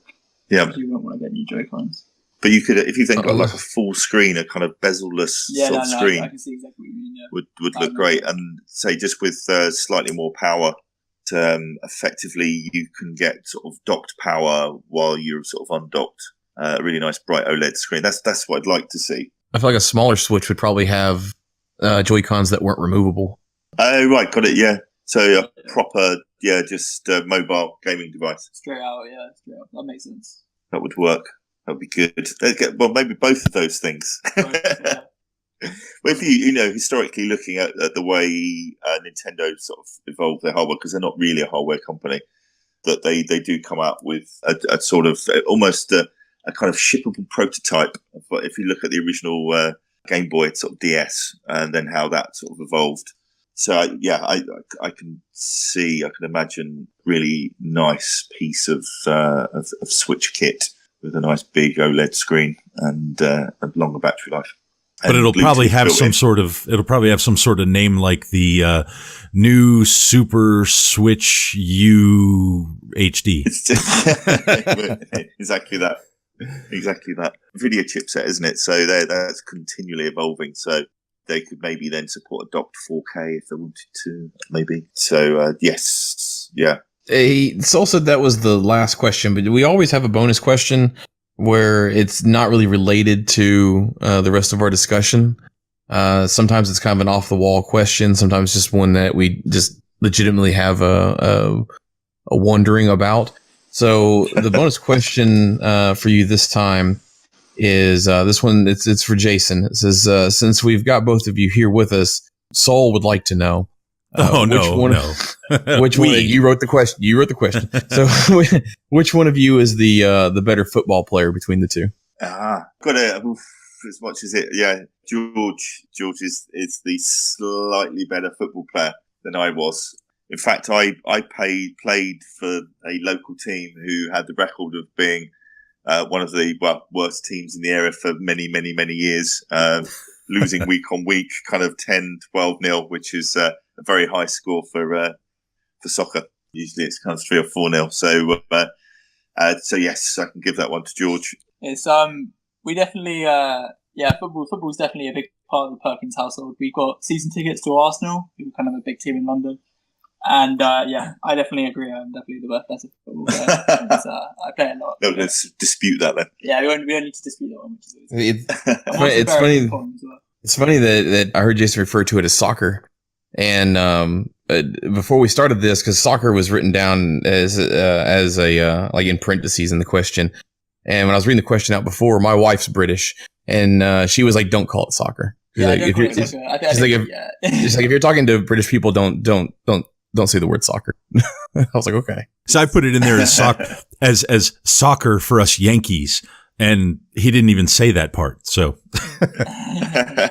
there's a guy who works for us at Curve, who's based over in San Francisco. He's a big sports fan, and when he came over here, we took him to Arsenal so he could see some proper soccer.